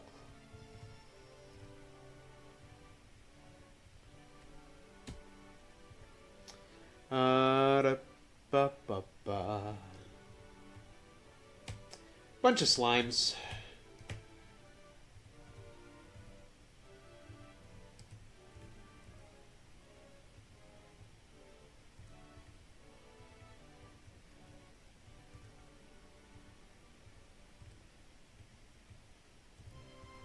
This fight fills the this room fills the entity, the enemy entity number 16. There's 16 spots for enemy entities, so.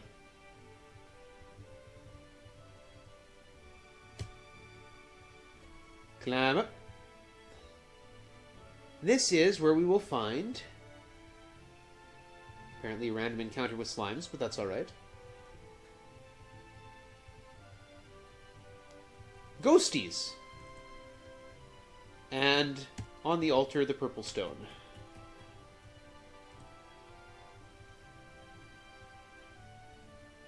I'm not worried about spiders. They're not evil, so they don't get me anything for killing them. Up to only 74? Feels like my Valor should be a lot higher than that. And now we have to walk back down. And yeah, that means we gotta go through those dragons again.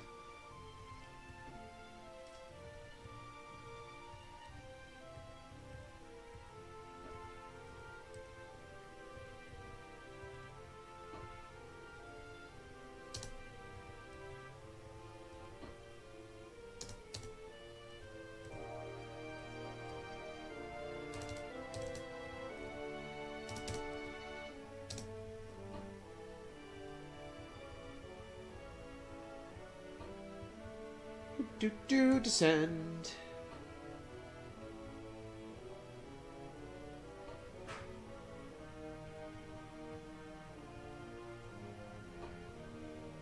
Yeah, you wouldn't see that at all. It would just jump right into the next scene if I didn't have a light on.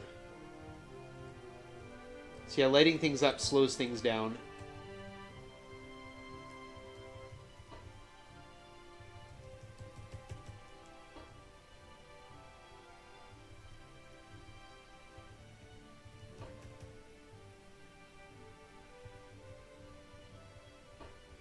You can even see it in the time it takes to redraw the screen every time I move.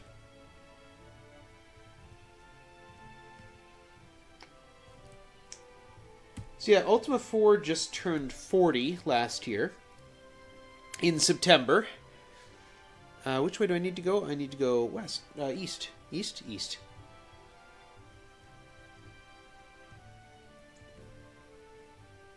And to celebrate, one of our a fellow in the community ambushed by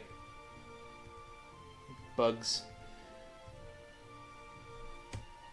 A fellow in the community put up a mod for the game called Threat of the Trinity. So if you like Ultima 4, I suggest you look up Threat of the Trinity. It's extremely good. It's very difficult. Do I need money? How much money do I need?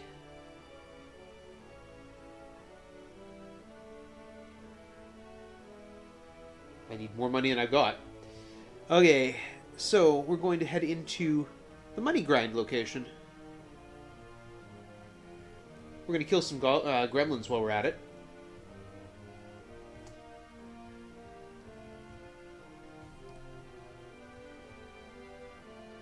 Yeah, Threat of the Trinity is well worth a look. I played through it on stream. It is not easy. It adds a whole underworld. Oh, hey, Reapers. It adds a whole underworld to the game. Adds all sorts of new bits and pieces of dungeons. You get caves that connect you between the overworld and underworld. There's new quests, new items to find. New locations to visit. Monsters are tougher. It includes a new type of monster.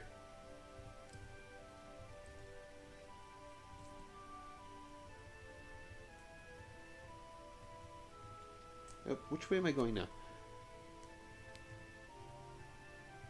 Here, this room. Back in the early days of the speedrun, this used to be our gold grind room.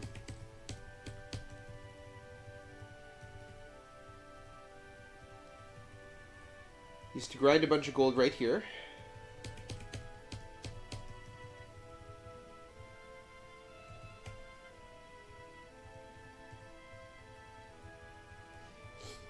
Shoutouts to Madular indeed.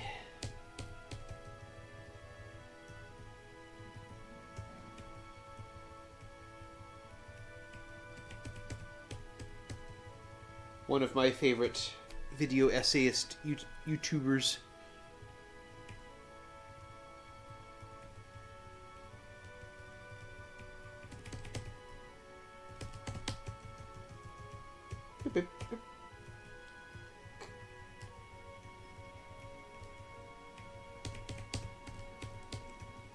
We used to start our run basically by grabbing a whole bunch of cash here.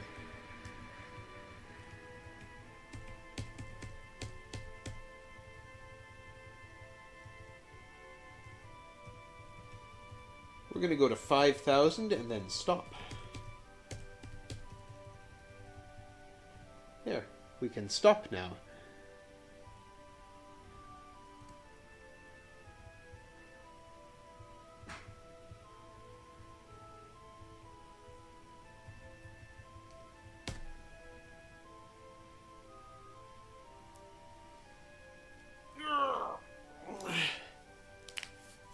Oh.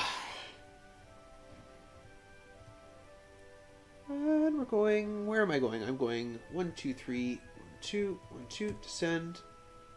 3? Oh, there. Talk about misreading a map.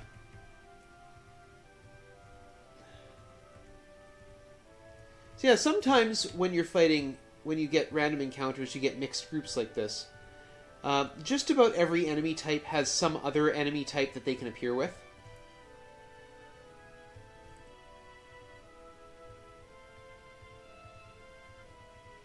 And there's a chance that you'll get that type of enemy. Oh look, it's the dragons again. There's a chance that you'll get that type of enemy instead of just the main type. Rogues and a Balron. These are in rooms, so they're preset.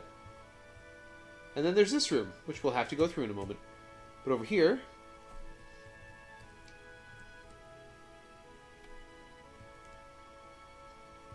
there's a fountain, just to make sure we're fully healed before we go through this gauntlet. Which will end with those 4 dragons.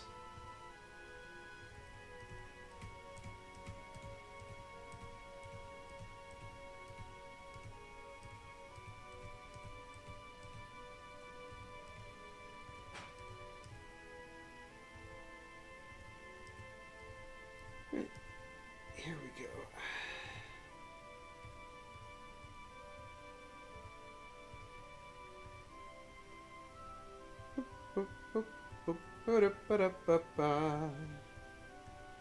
Just killing Reapers, it's all good. Check my experience just for fun. 52 and 15. Okay, Dupre's almost at level 6. Experience, you get, it takes 100 experience to go from level 1 to level 2, and then every level after that doubles. So 200 to get to level 3, 400 to get to level 4, 800 for level 5, 16, 32, and 64.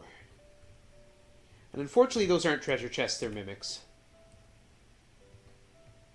And that Balron's stuck there, so, like, who cares?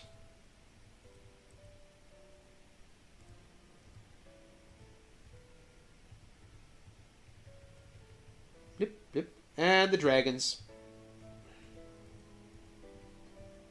Dragons are painful here, but they're not as bad as they are in Ultima 5, where they summon demons.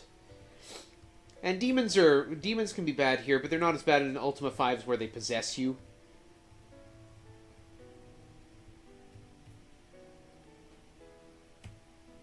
Alright, from here. Finally done the purple. Alright.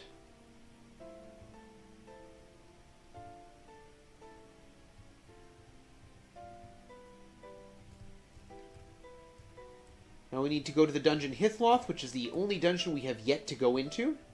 It's south from any altar room. I don't have the white stone yet. I can't pick those up. We're going to use one of our very few spells. We're going to use an exit spell. Boom! Out to the surface. That's a balloon.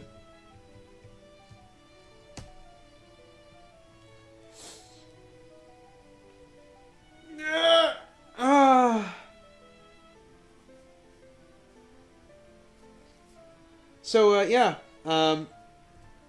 Welcome to the meme part of the run. The balloon drifts on the wind. The wind shifts randomly.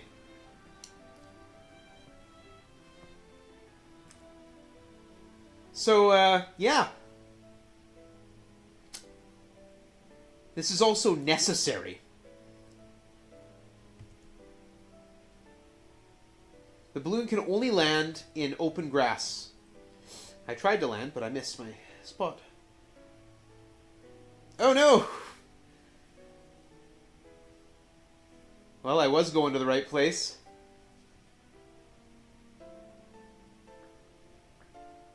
South. So the wind's south, I go north. The wind's east. Is okay, yep. Oh, we're caught in a bit of a twister. Where are we now? Okay, that is... Okay, Jalome. Not that I could land anywhere. Can't land in the swamps.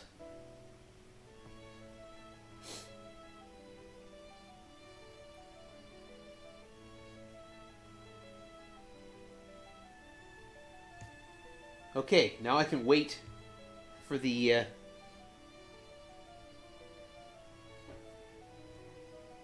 wind to do what I want a bit.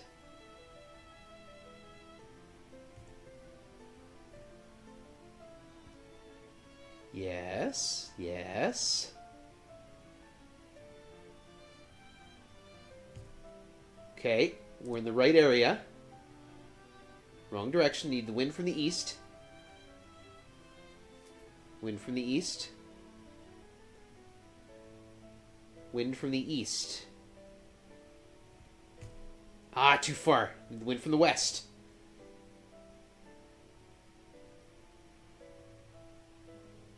No. Your other west.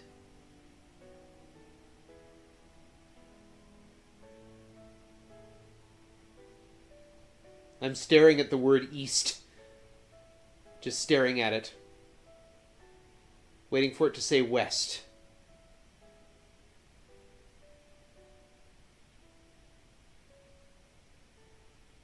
That's north. That is not west.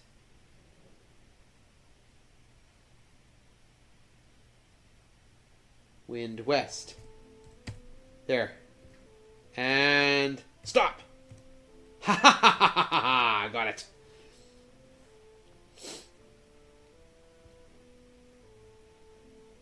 Now the even more fun part. There's my horse. Oh, we've crossed the 10,000 move threshold.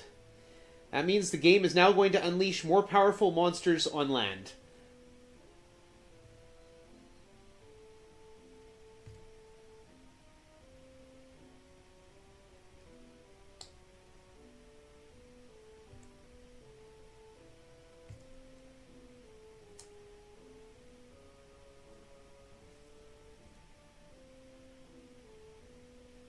This is Lock Lake. If I'd managed to get my boat into a whirlpool, this is where I would have ended up. It's completely landlocked.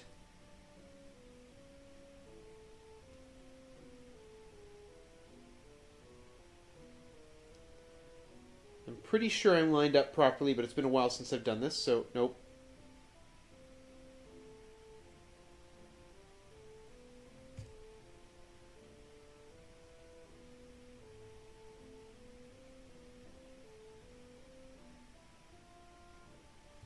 While I'm here,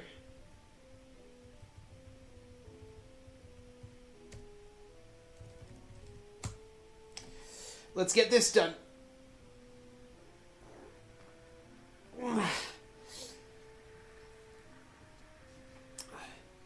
An any percent or no major glitches run usually runs about somewhere in the 7 to 8,000 move range, depending on luck. Usually looking about somewhere between the 15 to 18,000 for this. Especially because you spend so much time in the balloon, it counts every square the balloon moves as a step.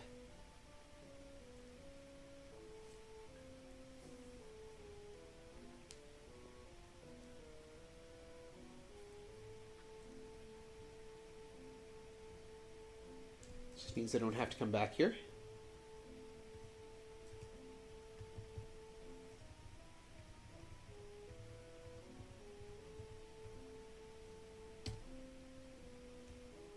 Trying to get in there. There's a village down there.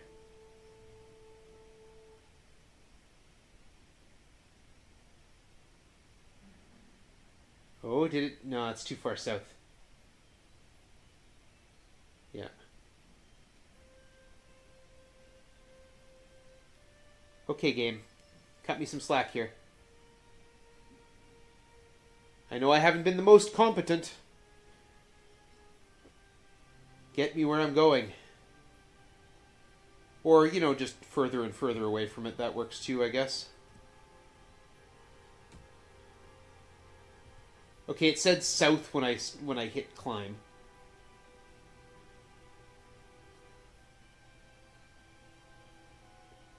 I do need to get to that little town, though. That is not an option.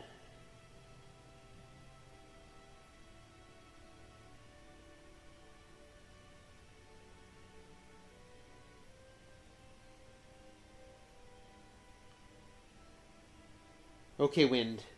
Come on. Come on. Come on. Chat has endured walking through dark dungeons. Cut them some slack. Let them see how this is supposed to go. That is not what I was asking for. Okay, fine. Okay, good. South is good. East, no. South, yes. There we are. Oh, you jerk. Oh, that's not nice.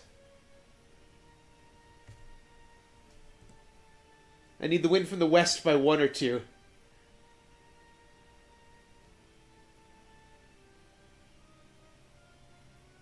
The game taunts me.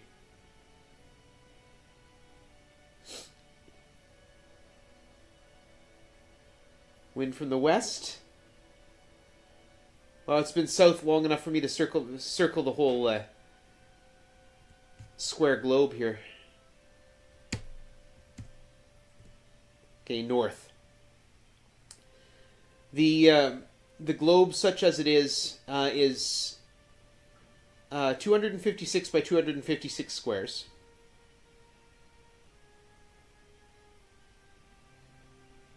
Haha, got there. Okay, there's a healer here. We're gonna stop being poisoned.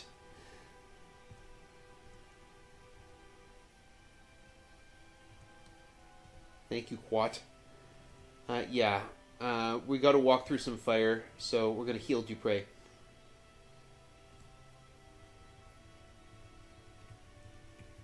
So we're gonna walk through some fire here, because we need to come up here to get the Candle of Love.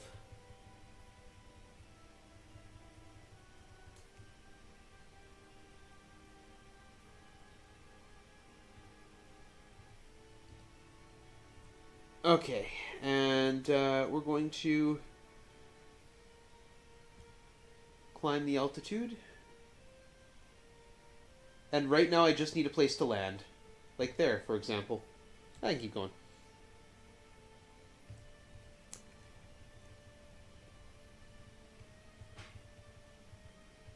Sure.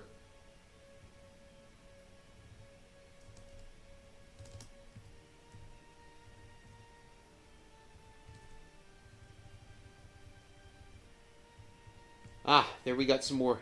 I said the game would unleash some more dangerous monsters. There's Ettins.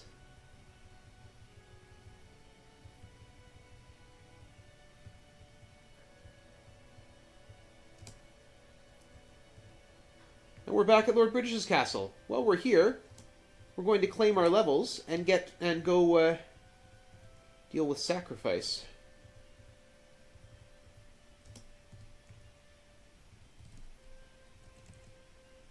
We're at 80 Valor. Okay.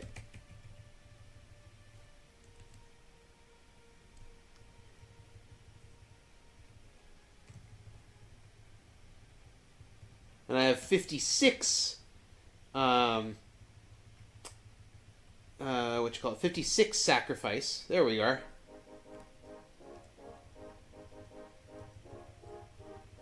Because Dupre fell in battle. So I gained a point of sacrifice. The main way to get sacrifice is to come over to a healer. Over here. And give blood. No, I'm not in need of help. Yes, I'm willing to give blood. Boom! That's 5 points of sacrifice. So 61, 66, 71, and we're ready to heal her. So we can heal. Oh, wait. 76. Make sure I use enough. Boop. Yep. 81, 86, 91, 96.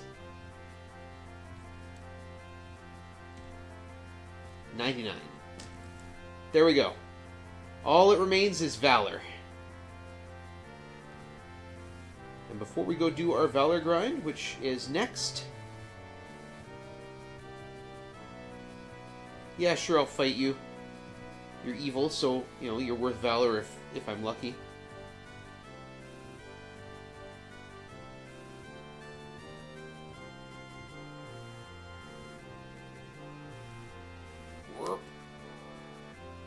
Yeah, takes the blood from me, puts it right back, yeah.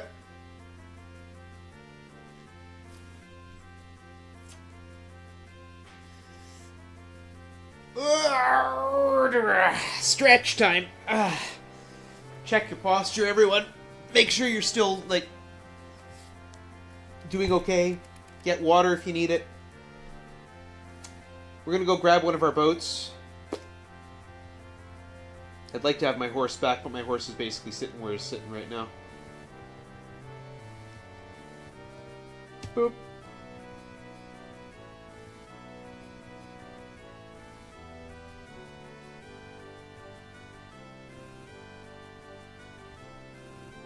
Thank you. Cannons work. Look at that. That's Trinsic. We don't need to go back there. We've got everything we need from there.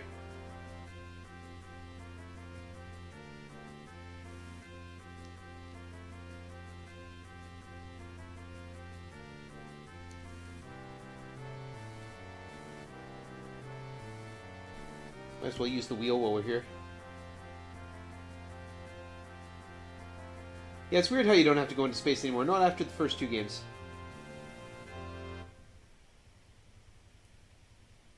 Oops. Too far north. Seahorses are not evil, and I don't have to fight them, except for the fact they attacked me, which means that, you know, I have to fight them. Because I can't escape from the boat.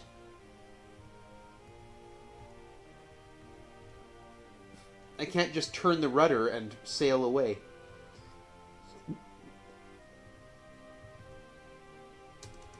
Get out of here.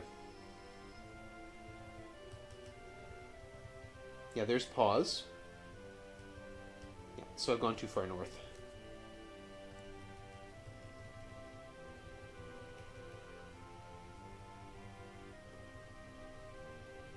Oh.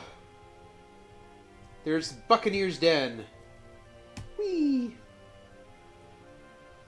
We are here to purchase weapons. Buy magic bows. I'd like 2 of them, please. No, I'm good. Plus bow on both of them. I'm going to sell my bows. Yep. No, we're good. Oh, do I need oil? Yes, I do. Buy flaming oils. I'm going to buy 40 of them.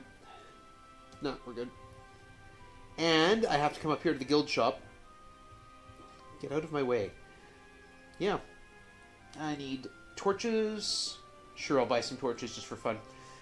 Gems, just so I can see what I'm doing once in a while. And only one set of keys. Also, you talk to One-Eyed Wily. If you ask for D, you can get a sextant. It's only 900 gold.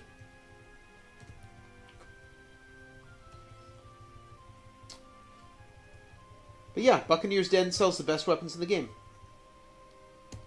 And we needed to go there anyway. Now we need to go back to Castle Britannia.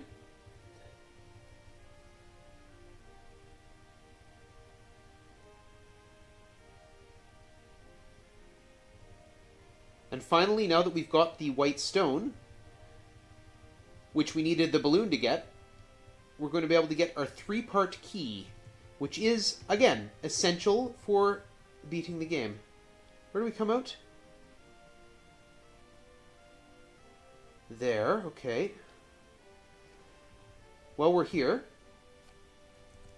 now is the time to grind for Valor. So again, I have to kill evil creatures, and I have to do so... Oops, that's the wrong button. I wanted to hit G for get.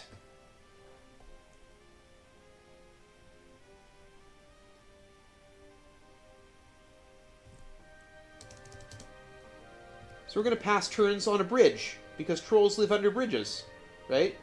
You all know that.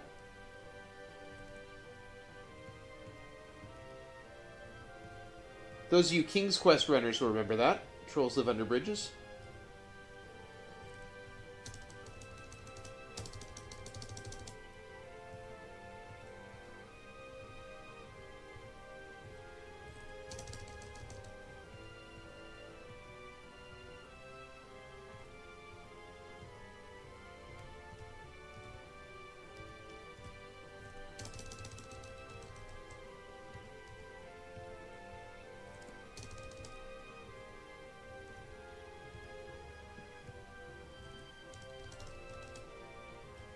This will also replenish my diminished supply of money, which actually doesn't matter at this point.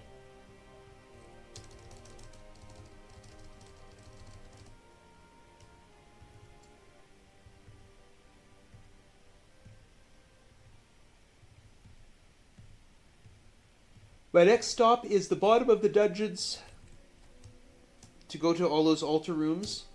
Those altar rooms have the function of giving us the 3-part key. So we will go into Hithloth.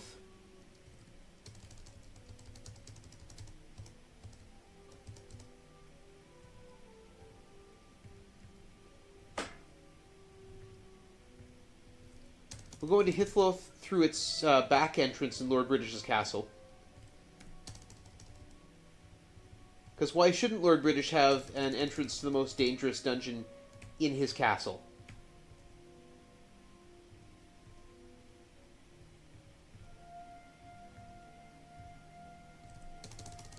Oh, poison trap. Great.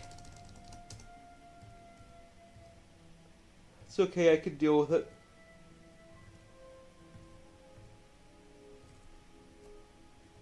Where are we at? Nope.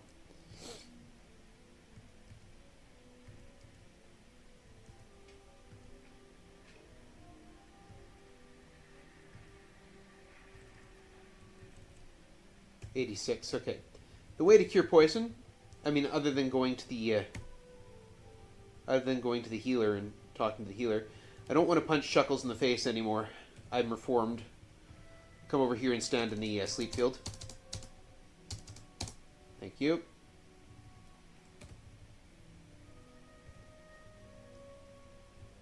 And if I want to heal, I can go upstairs to talk to Lord British. There's a free full heal with Lord British anytime you want it.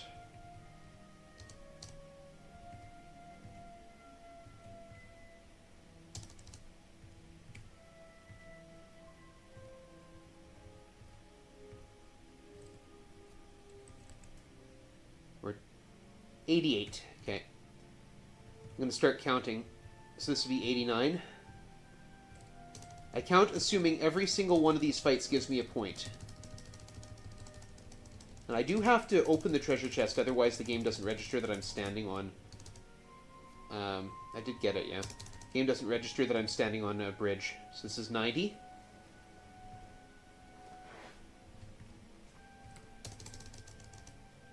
$91.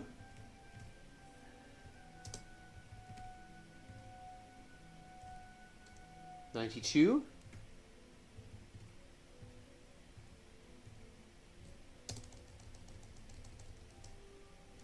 $93.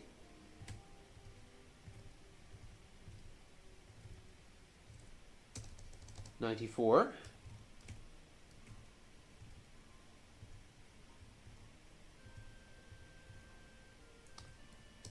$95. The magic bows do a lot more damage, 96, than the regular bows.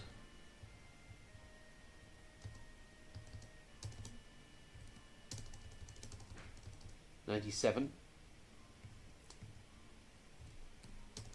Once I hit 99, I will check my Valor again and see what I'm at.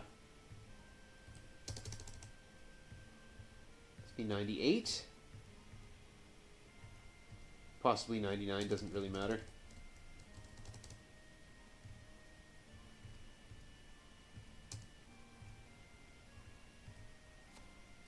What do we got? For 93, okay, about halfway. This is 94. Again, it's 50-50 chance with every fight that I get a point. Oh, hey, it's a pirate ship, and it's going to sit there and shell me. Get back here. Come on back.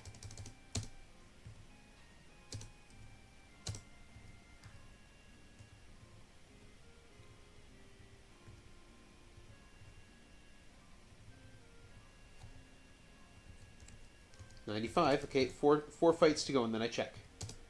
So this is 96, 97, 98,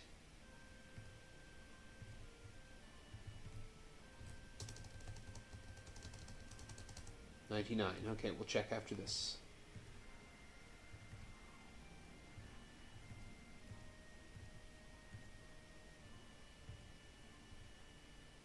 Are you trying to run away, or are you just sitting up there? Get out. 99. Nope, 97. Okay, that's actually expected. Got halfway there. Right, 50-50 chance, so out of 4 we got 2.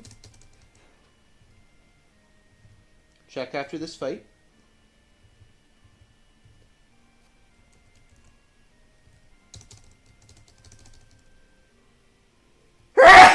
Pardon me.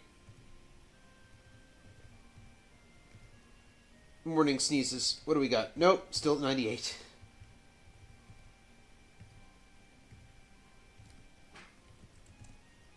Still 98.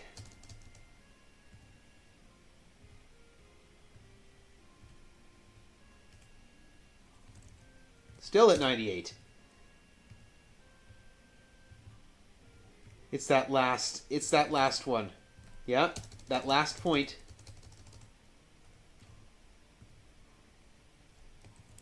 There it is. Oh, and I'm 5 experience away from my level. Let's get the level. I don't have to come back. There we go.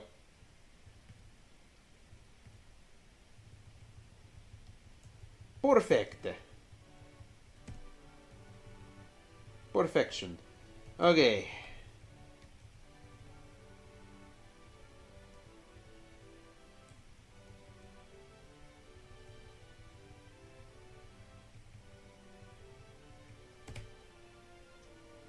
Heal me.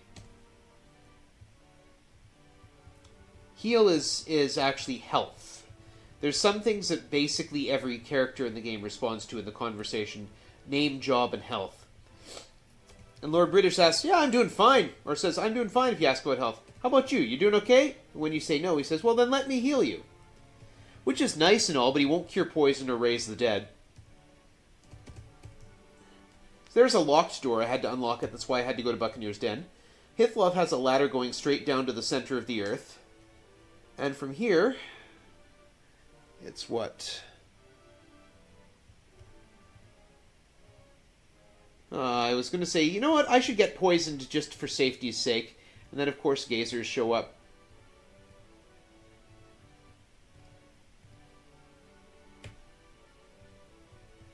This is the Ultra Room of Love.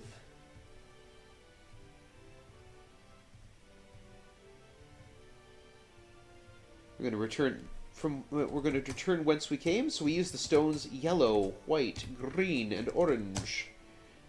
1/3 of the 3-part key. I gotta make sure. I should have all the stones, except the black one. Yeah. Good. And this will be the Ultra Room of Truth.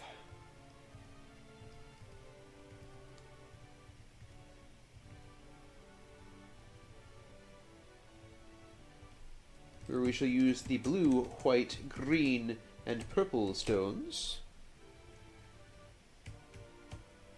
Exit into Shame, because it's easier to get to the Ultra Room of Courage from Shame than it is to get to it from Hithloth.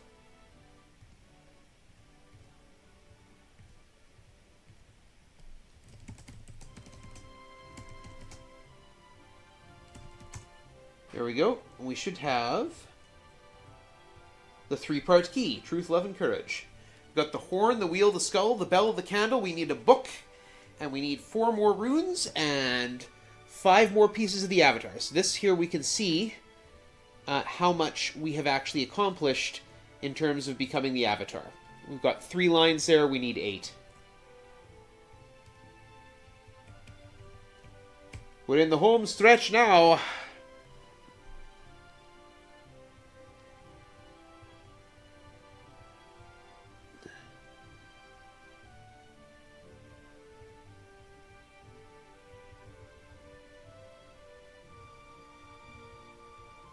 Climb up.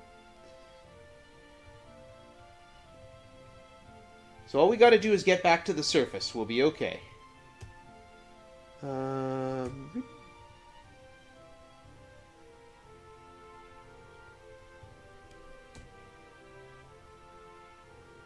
Back up 2. Climb up. 1, 2, 3, 4.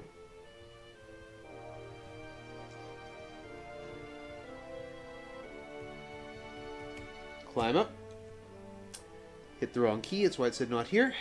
And we're there, so back up a couple, go this way.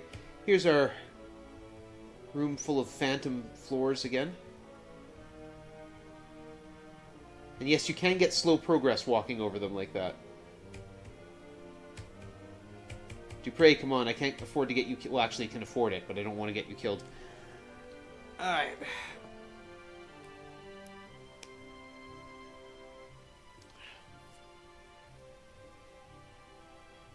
Yeah.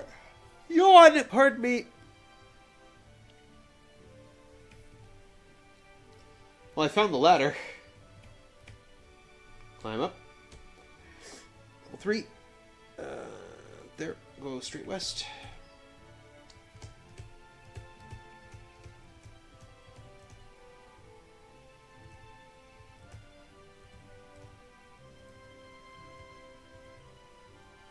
How much experience does Dupre have, out of curiosity? Oh, 2100. Nowhere near 32. Climb up to level 2. We'll go south. Only really have to worry about this Zorn.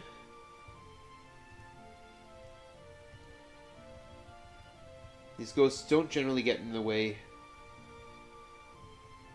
Go down to the bottom, and there is a fountain here that will cure poison.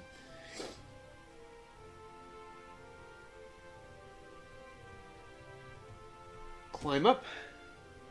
1, 2, 1, 2, and we're out back to the surface. Now we just have to gather the party.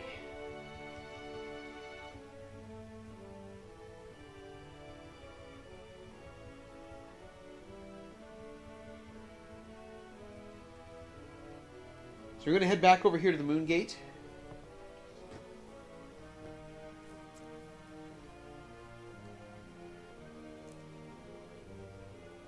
Yeah, something like that. Must gather your party before venturing forth. I've been venturing back and forth quite a bit.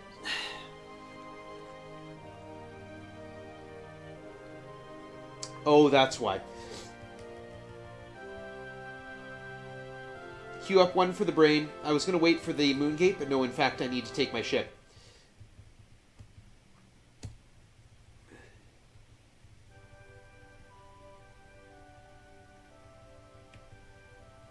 one of my fleet.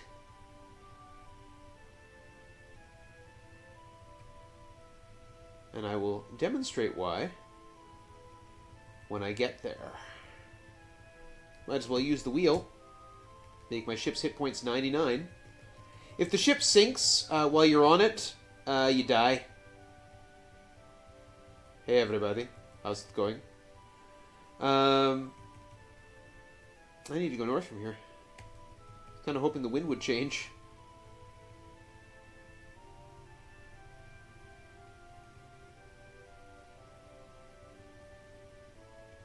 There we go. Dying is generally not an ideal outcome, no. This is the town of Moonglow. It's the town of the mages. Fun fact, there's no guards here, so if you want to, kill people, you can. This is Mariah. She's a mage. She's honored to join me. She also has the Rune of Honesty here. We don't... You know what? While we're here, we're going to stop by... Nah, you know what? We don't need to do that right now. Boat.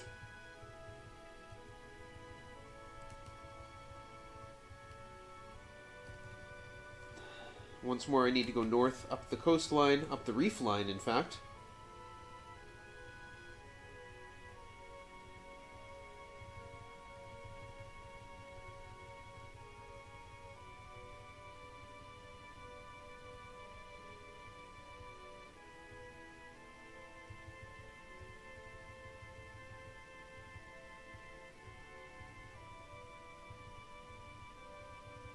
And inside the reef, because we have to go here to the Lyceum.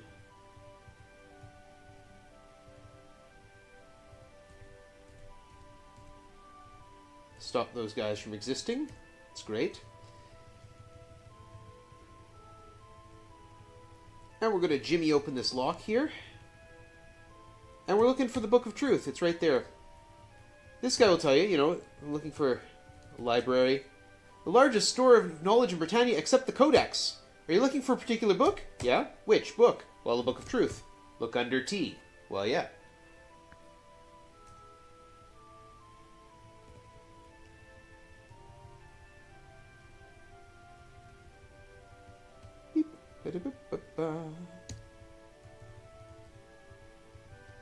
We'll go outside the reef line. The ship is the slowest mode of transport in the game. It's also the most irritating.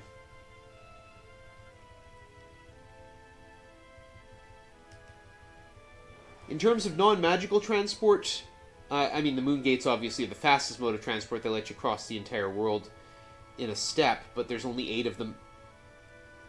The balloon is fastest, but it's least controllable. So rather travel by balloon. This is the Shrine of Honesty, and we shall meditate on honesty.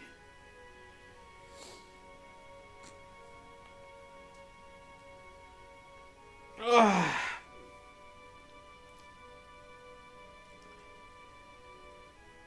And it is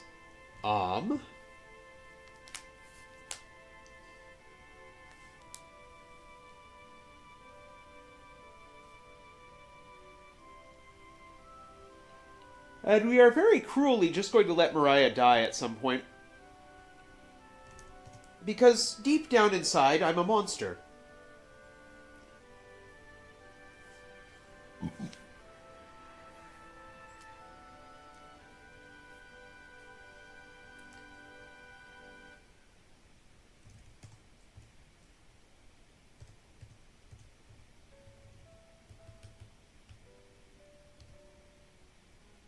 I'm gonna fight rogues, I guess.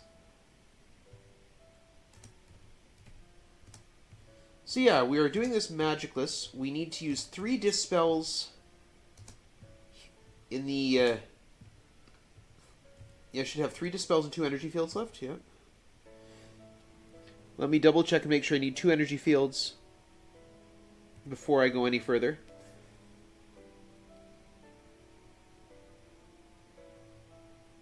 One there and one there. Yes, okay. My magic is doing right. Am I a strong monster? At the moment, yes.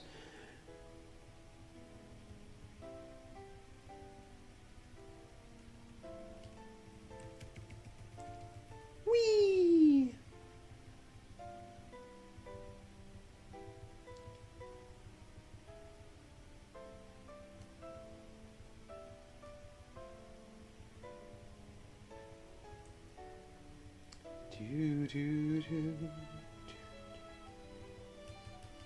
Not great sailing music, but it will do.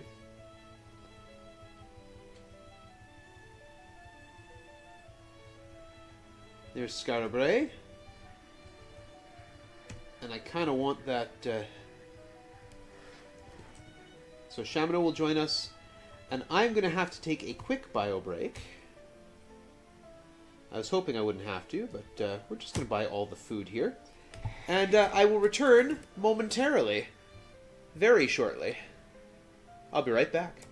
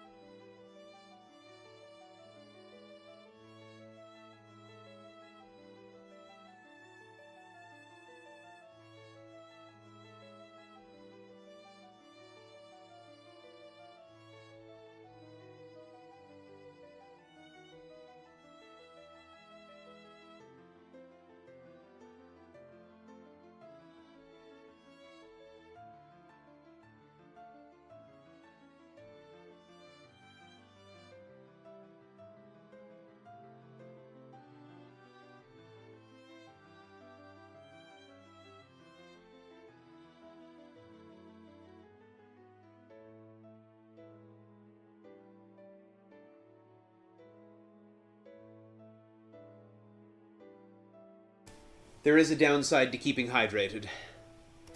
Alright. Let's get back to this here. Alright, no, we're good here. We got all the food we're going to need. We got another character who we're going to let die most cruelly. I really would like to take that, but I can't.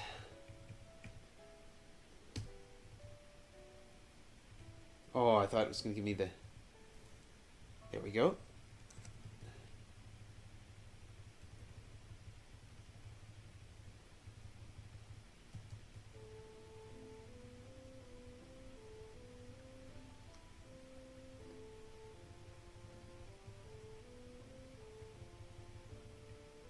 Another pirate ship.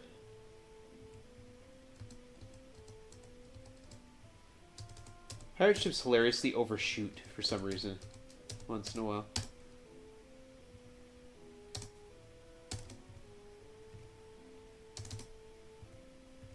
I probably should have just engaged it with the cannons.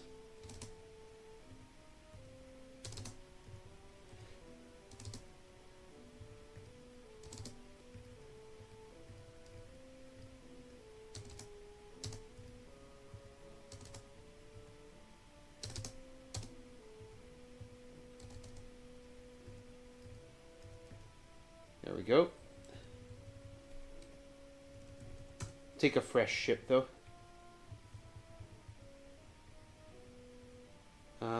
Where am I? Pure to Gem. Okay, I'm at the north end of the map. Oh, which means I could have sailed north and glitched that pirate ship out of existence. Darn. I mean, not that there's any real need to do that. It's just funny.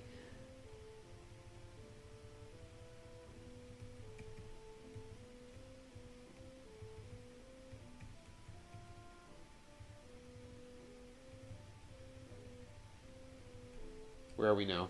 Okay. Which coast is this? Is this the coast I'm looking for? It is, in fact, the coast I'm looking for. And here's why I need the ship, because the shrine is on another island. Now, if I was here earlier, I could punch my way through those guards, but I don't want to lose my compassion or honor. Give me the lock. Hey, Jeffrey. Join us.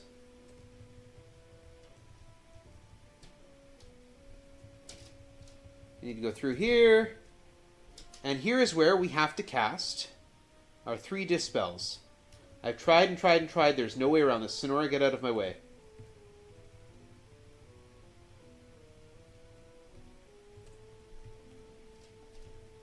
And there is a Rune of Valor.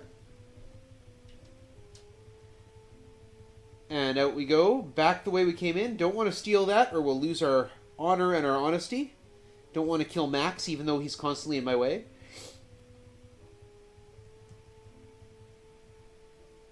And with the Rune of Valor, we'll go pray. We'll go meditate at the Shrine of Valor.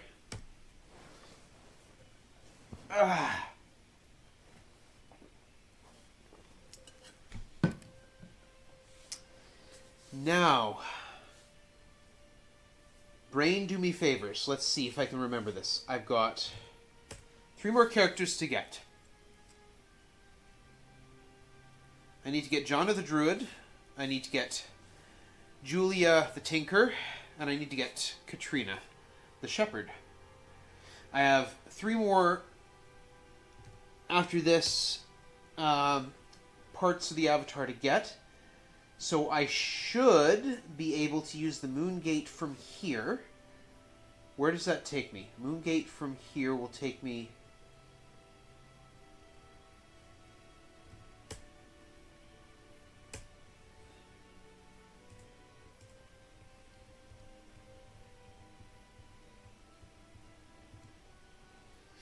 Should take me... You know what?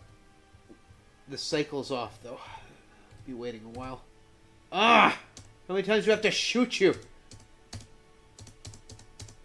Defective cannons, I'm telling you.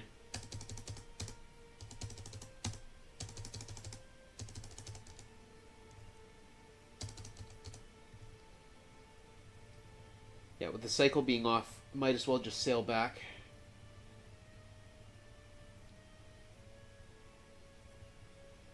I should be able to sail south from here. Again, where I reached the dungeon wrong earlier. Yeah. The Shrine of Justice is just east or west of there. More importantly, though, we need to find the town of Yew. Gross! What an ugly fight.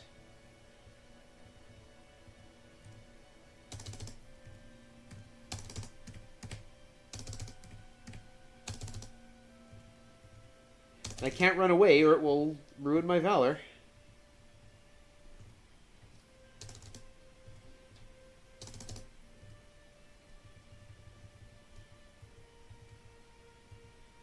Ugh.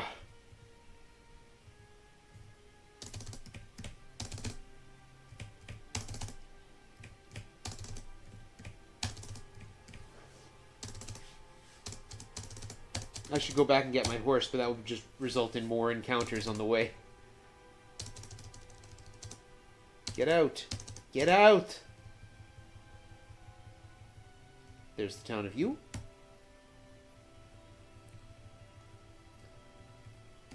Join me. Boop.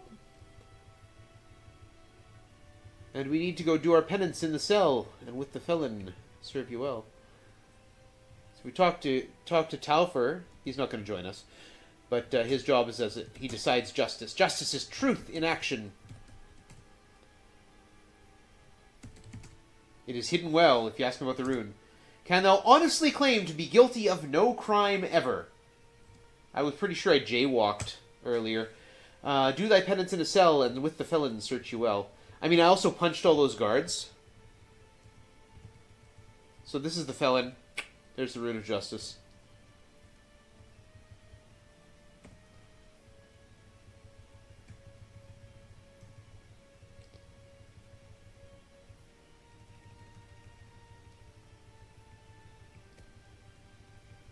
Now the question is, how do I want to reduce my party size?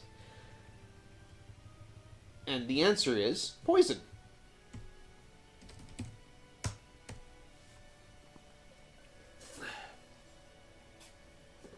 As with so many things in life, the answer is poison.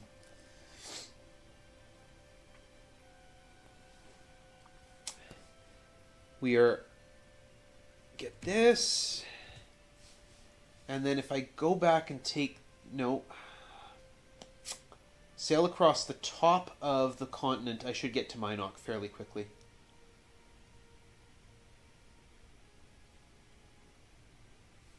Beh. Beh! Beh, I say.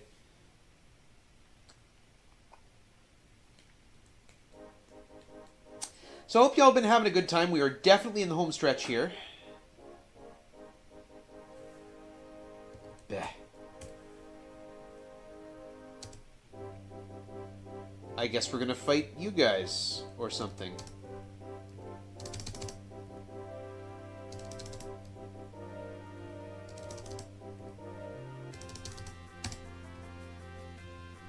Jonah, pick that up, would you?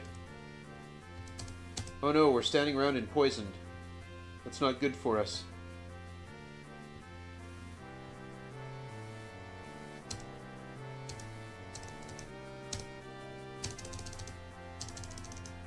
Come on.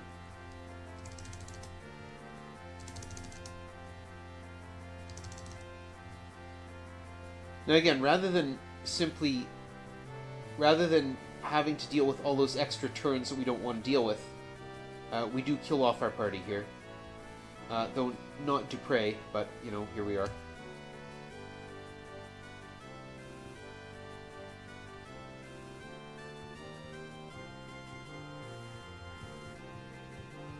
Problem is I buffered too many steps and accidentally stepped further than I intended to. And because it's taking time to process the poison, there's a little bit of lag on every input. That'll speed up as the party passes out.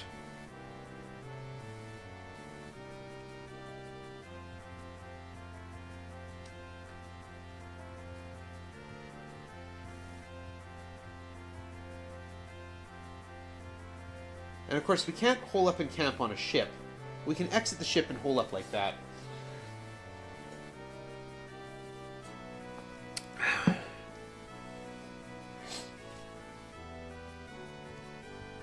Try and make sure Dupre survives long enough for me to get to the town where I can cure his poison.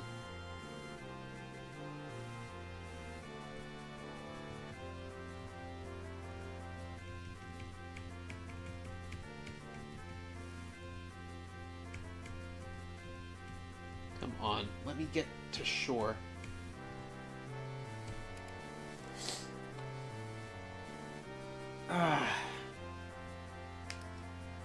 Come on, Dupre. Thank you.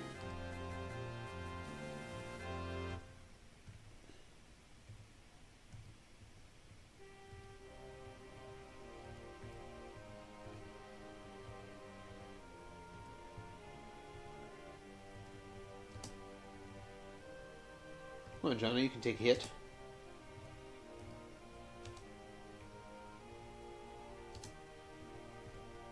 Apparently not. Can't take a punch.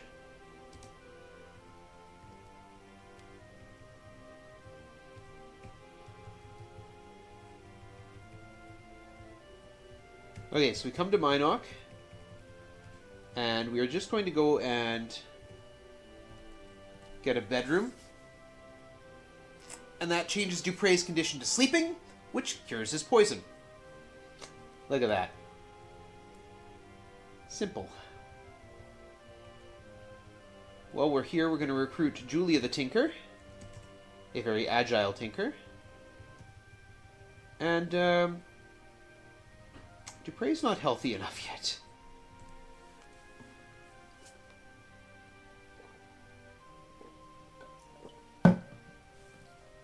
Okay, good. And I say Dupre's not healthy enough yet because, the Rune of Sacrifice is hidden in the forge. Zircon, get out of my way. So we have to walk through the forge, Sweeney Todd-esque. And we're going to stand here until Jana and Julia stop living. Zircon, get out of my way.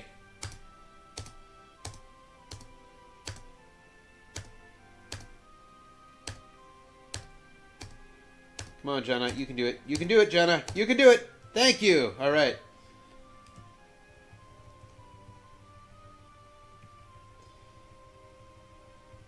I'm going to take a quick stop one more time at the inn. Hi, Prof. Yes, it is they. I am here as an emergency fill-in for a power outage. I just happened to be awake. My sleep was interrupted for some reason, and then I saw that I hadn't properly shut down my computer, and there was Discord that was open, and there was a message, and so here I am. Okay, get up there. So what we're waiting for here is the moon gates to shift so that we have a double full moon.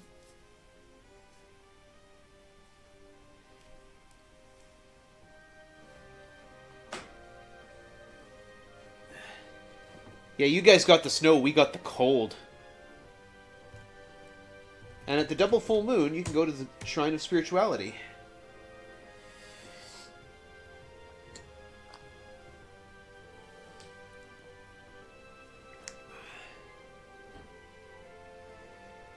On Thursday, I walked to work, 45 minutes in wind chills of 50 below. Which I shouldn't have done. But, you know, here we are. All my fingers and toes are still where they're supposed to be. I made it just fine.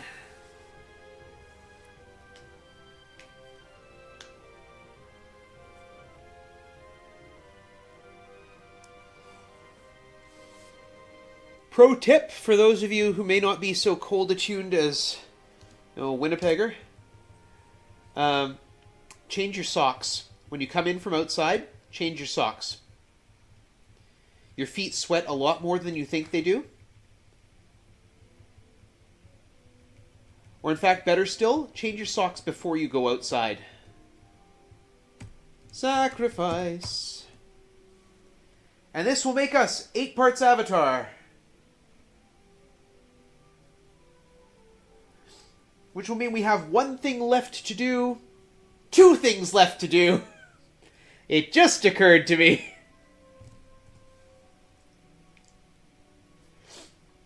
Just occurred to me that I have 1 more thing to do that I didn't do when I went to Moonglow. So I'm glad I caught myself on it. Because otherwise you get to the very bottom of the abyss and then you realize, oh, I should have done that.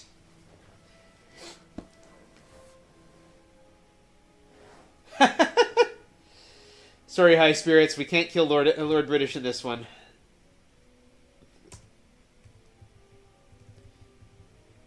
So no, it's not killing Lord British. Oh, this moves much faster when there's only 2 characters.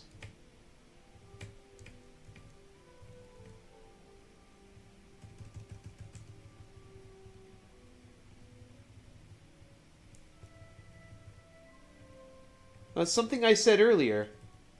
Oh yeah, I've got all the stones. Oh, yuck. Except the black stone, which I will get when I go to Moonglow.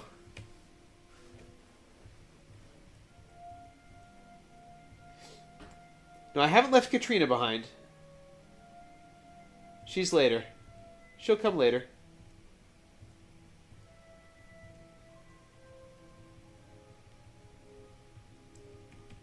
So we're coming back to the moon gates up here. We're going to have to hang out for about a minute.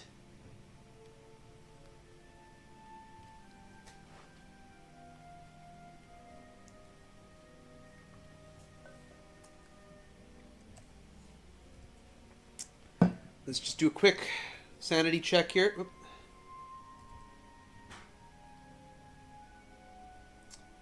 Bell, Book, and Candle. 7 out of 8 stones. Yeah, all the runes. I'm full avatar. Bell, Book, and Candle. 3-part key.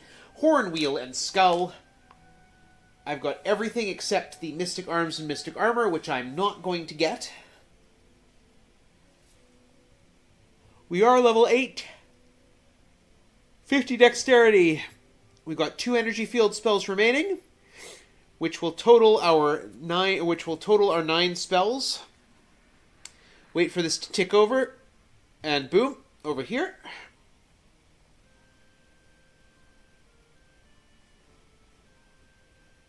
We need this to move over 1 more. And boom, here. And I need this to be double new moons again. Because in the Black Moon Gate, you find the Black Stone.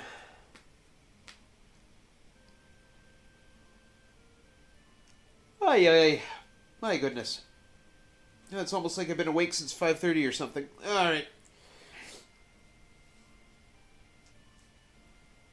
There we go. I'm glad I remembered to do that before I got to the end of the game. Because I would have looked awfully silly. So we'll head here. This is Jalom again. And this moon gate will take us to... Scarabray at this point, but then when it ticks over 1 more, it will take me to Magencia. Boom, boom. Finally. Last bit of business. Katrina, join me.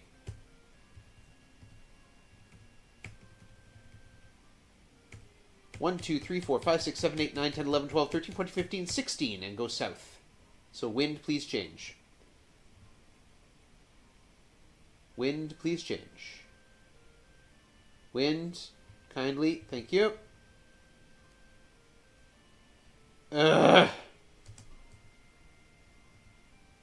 Sure, fire at Katrina, that's fine.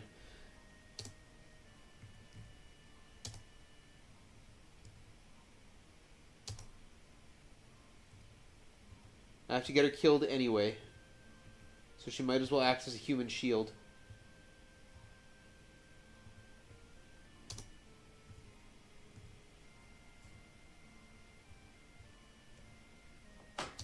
Now, there's literally no way I can hit that Nixie if he sits out there.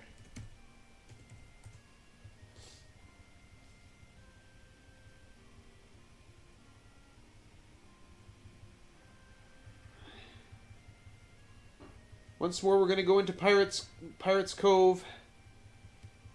And if the wind stays from the north, it's very easy to just sail right through all this mess and get right to the end there. And of course I got poisoned. Okay. Everyone got poisoned. Hurrah!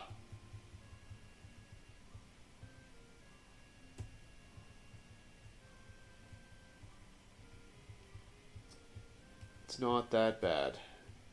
Oops, I want to step in there, thank you. And there. And here we use the bell, which rings on and on. We use the book. The words resonate with the ringing. We use the candle. The candle. And we open this great Stygian abyss. Here we go! The final dungeon.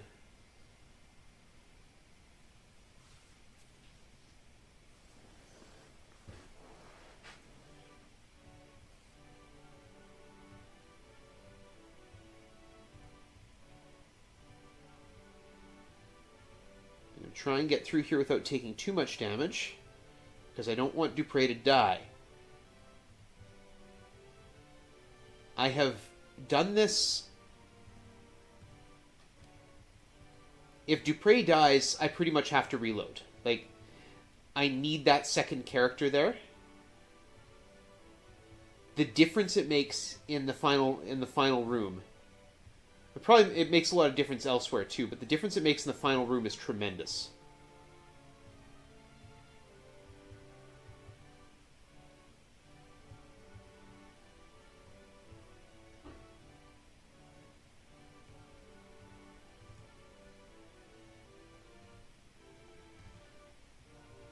Well, Bell, Book, and Candle is part of a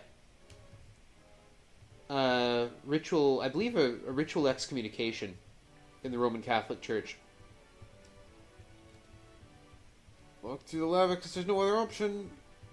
Hold up in camp. And of course, row atoms is a common thread, I think, to a lot of these. No effect. How close are we?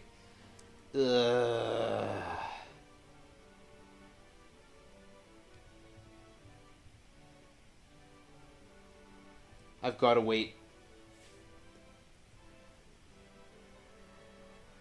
4, 5, 6, 7, 8. 8. Hold on, Cam. I need my hit points.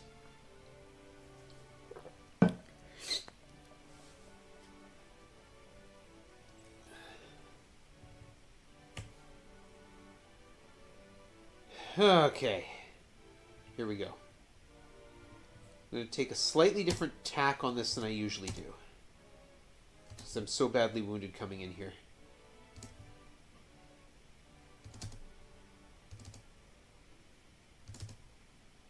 I'm going to play this safe.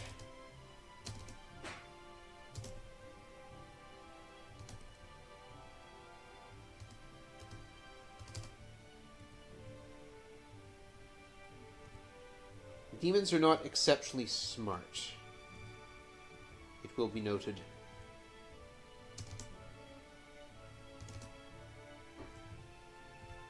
Now, I'm not sure how much time I have. I know I'm already overestimate.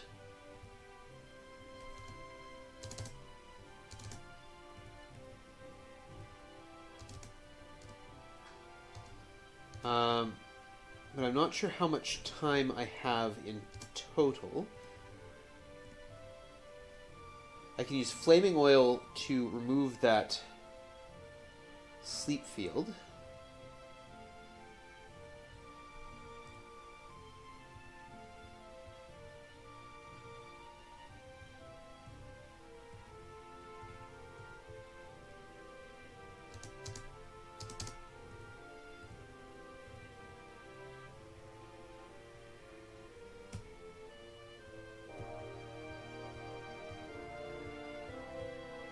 Come on, there we go.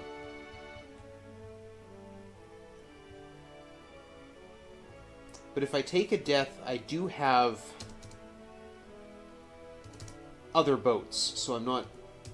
I wouldn't be completely... The run wouldn't be completely dead. It's just a matter of...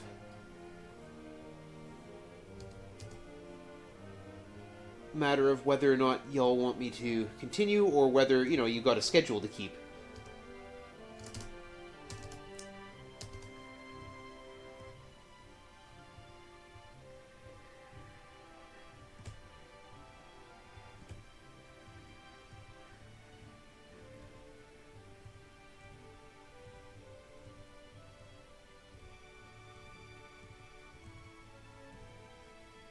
How much is left?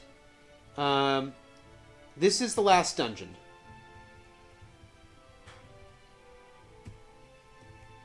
It's a matter of if I take a death here. It's how safe I play it.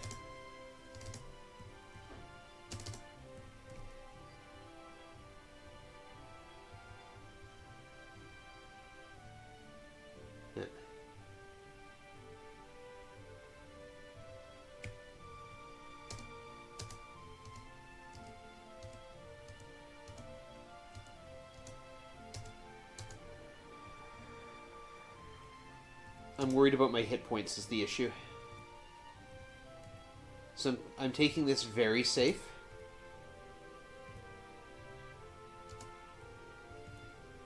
This means I'm killing a bunch of demons I don't normally. And normally I replace those fields with fire fields, but my hit points are so low. I'm basically going to have to find a couple spots to... I mean, I do anyway in the run, but... normally I find a couple spots where I can rest up. Kill turns. Also, fun, this demon is asleep. Look at him, he's not moving. The game does not properly clear sleep fields after combat. The way a sleep field the way a sleep status gets cleared is at the start of a turn. So, if you have a monster that's put to sleep, and it doesn't get another turn for some reason, either because you left the fight or because it was killed. The point was not to shoot Dupree. Stop it. that monster slot will still be asleep at the start of the next fight. Which is fun. Where am I now? Oh, perfect.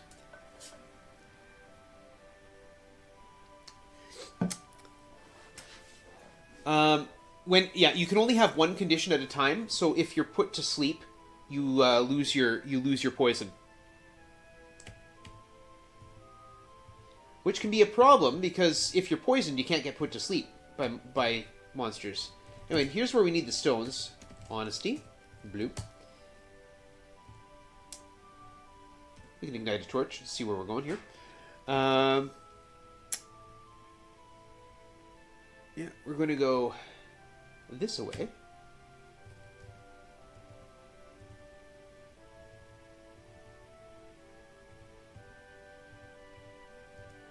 Yeah, I was worried about my hit points, so I traded off one danger for another.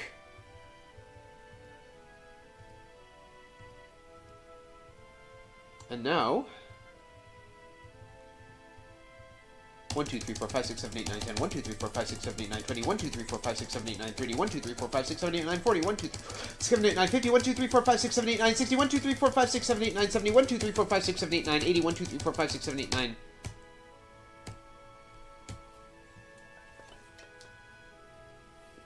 If you try to go down without 8 party members, when you reach the codex, it will tell you, hey, you have not demonstrated leadership.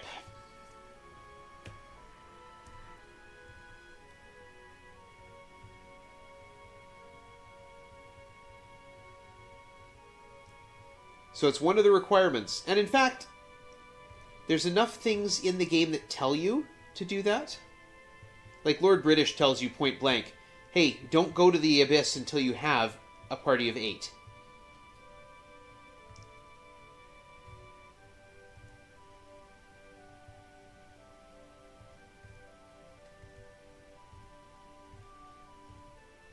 I'm worried about the next room because there's a couple Balrons in it, and they will try to put me to sleep.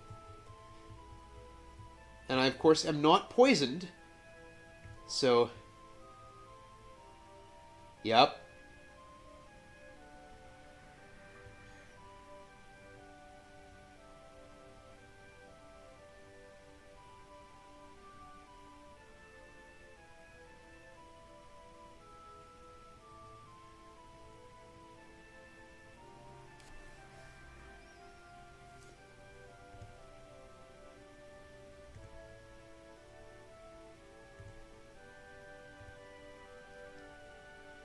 Ugh.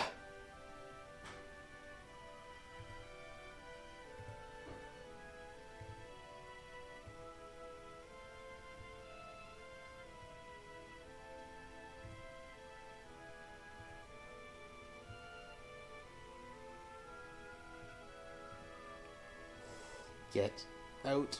Get out. Ay, ay, ay. Whew.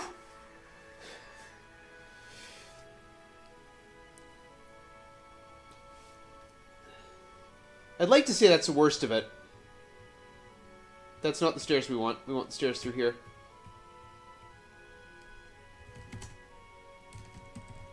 And we answer the questions.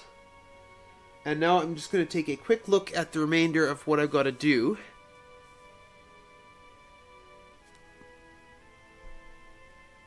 Try to remember if I have to go through any more serious... But yeah, I do. I'm going to get poisoned. Okay. That's okay. Because I have these rooms here. 1, 2, 3, 4, 5, 6, 7, 8, 9, 20. 1, 2, 3, 4, 5, 6, 7, 8, 9, 60. 40, 50, 60, 70. Okay.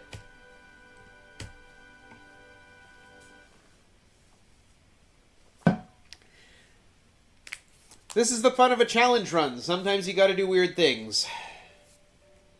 We're gonna do it again.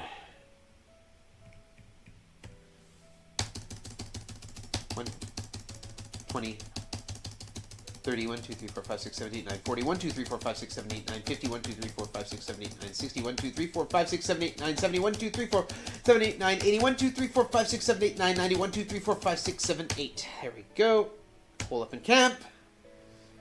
The waiting is because when you look at the number of moves, if the 100s digit has not changed, hole up and camp will not do anything. And then that happens.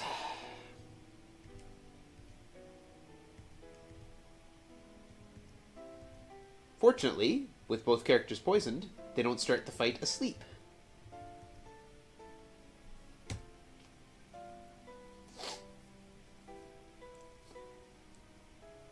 Okay, let's see here. I'm still a little touchy on that. We'll get the bard a little higher.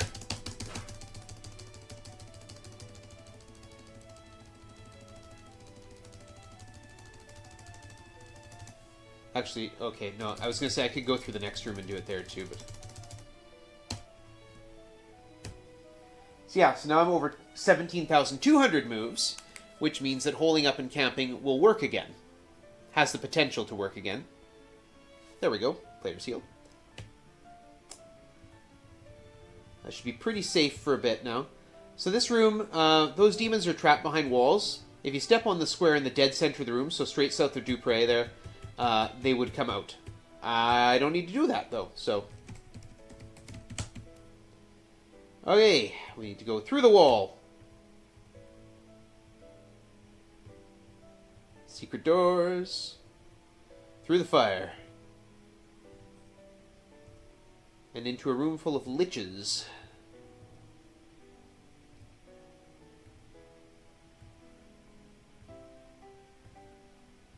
Liches and ghosts. Ghosts and liches. Unfortunately, I don't have to use a spell to get through the end of this room, which means that I have to go through the rooms. The next two floors, though, I can slip through. I don't need... in the next two floors, I would need to use...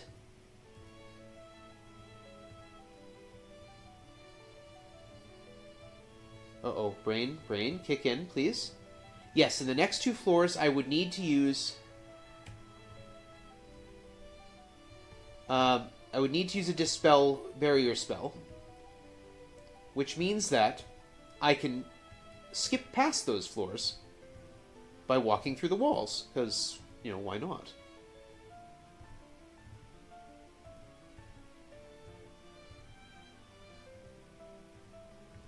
Whether it's one Dispel spell or one Energy Field spell, it's the same number of spells.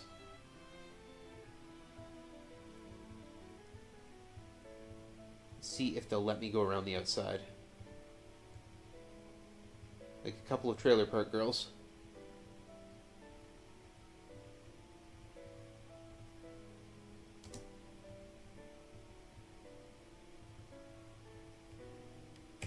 There we go. Should be able to hold up. Yep. Okay. Assuming I don't get ambushed here by something particularly nasty. Why did I say that? I'm going to get ambushed now by something particularly... Okay, good. Things should be smooth, dare I say, for the rest of this run. Let me double check and make sure this is... Yep. So we cast an energy field. It just erases the wall. Hello.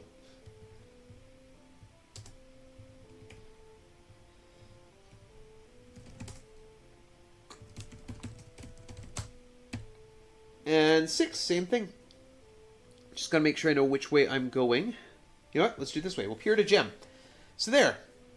So this looks like this whole thing is disconnected. But the fact is this is just on an 8x8 grid. It's just very cleverly done so that it's very cleverly wound about itself. I am there.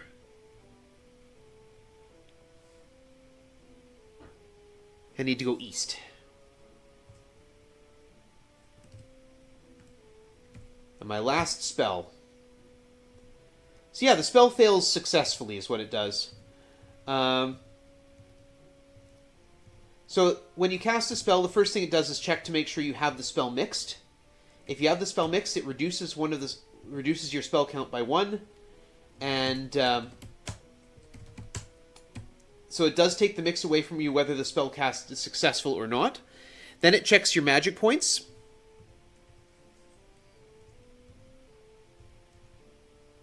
And if you don't have enough magic points, it fails. And if you do have enough magic points, it goes on to check the spell to see if it's something that's operational. And in the case of using an energy field spell in a dungeon, it checks to see that the square you're casting it into is empty. Fun fact, it checks to see if the spell you're casting it into is empty, and then doesn't exit out of the spell routine if it's not. So it says failed, because the square I'm casting it into isn't empty, but then it continues to cast the spell. So yes, it fails successfully.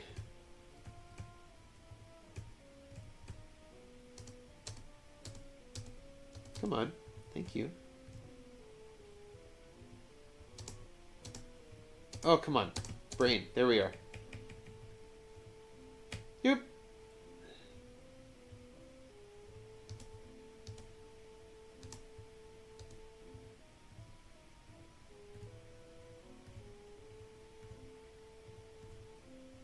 Don't accidentally walk out, because you cannot leave in two different directions.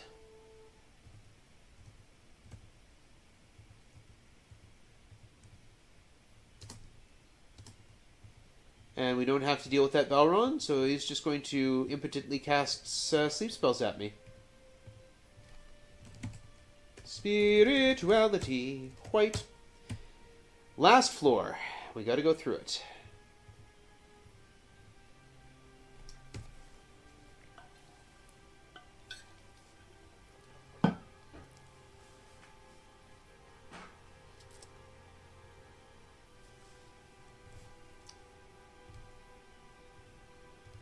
Balron and Gazers, so...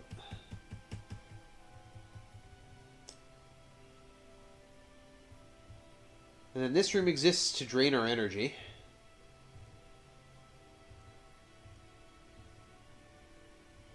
Lava lizards do just throw, like, pools of lava around.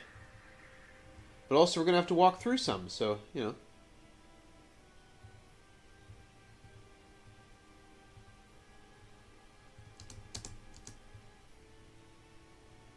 So Dupre's going to have to step there, which is going to open up the western exit.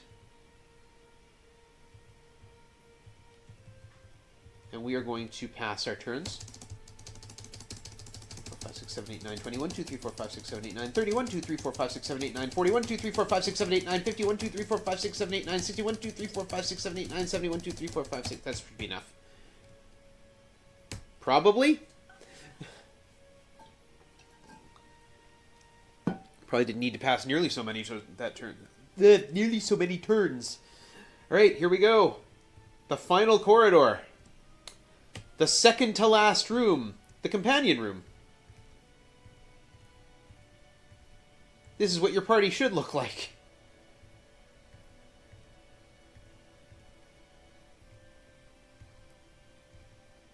And then the real challenge comes through here. This last room, without the ability to use tremor or sleep spells or energy fields to protect myself, can be brutally hard.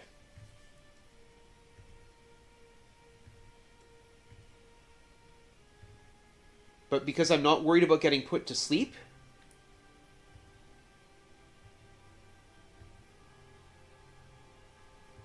and because I have a companion, you know, a human shield, in other words, it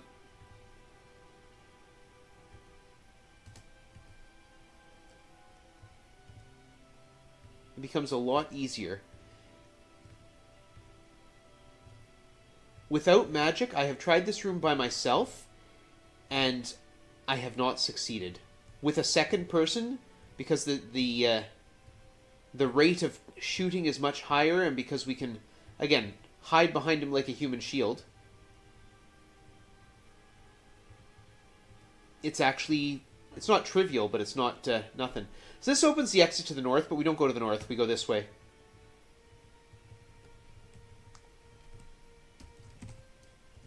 Oops, actually have to answer it first. Alright, now the final thing we have to do. If we didn't have the 3-part key, we'd get sent back now. If we didn't have a full party of companions, we'd get sent back now. If we didn't have 8 parts avatar, we'd get sent back now. We have to answer questions about the virtues. The game buffers my inputs so I can type them in.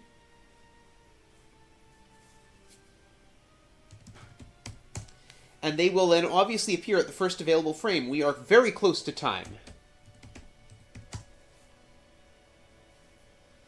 So if you've enjoyed this, I hope you have.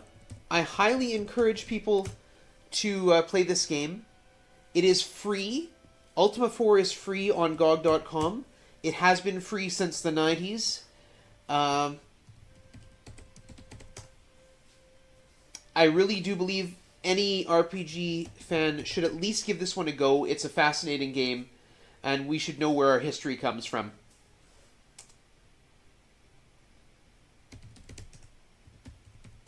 So once I finish these last few questions, and the word infinity appears on the screen, it will be time. Just in time to get the fanfare on my playlist.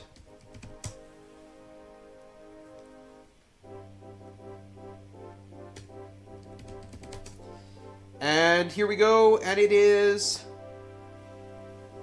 time. Blah! Done! Arguably the best game of the series, yes.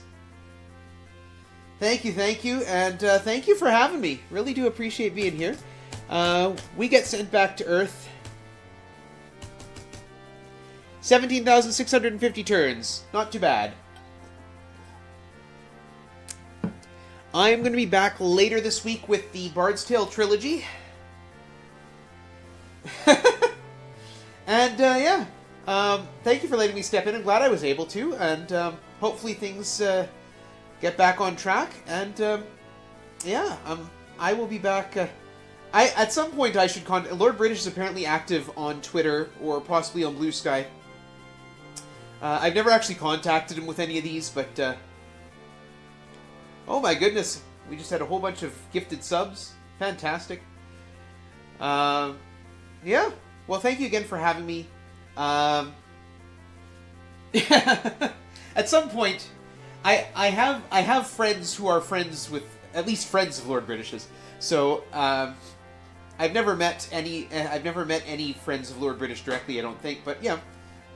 At some point, maybe I'll get him to run commentary for one of these stupid runs. Alright. Thank you very much for having me. Really do appreciate it. And hopefully we'll see you again before too long. Oh, and don't forget to let someone important know that they are important to you. And stay warm out there, eh?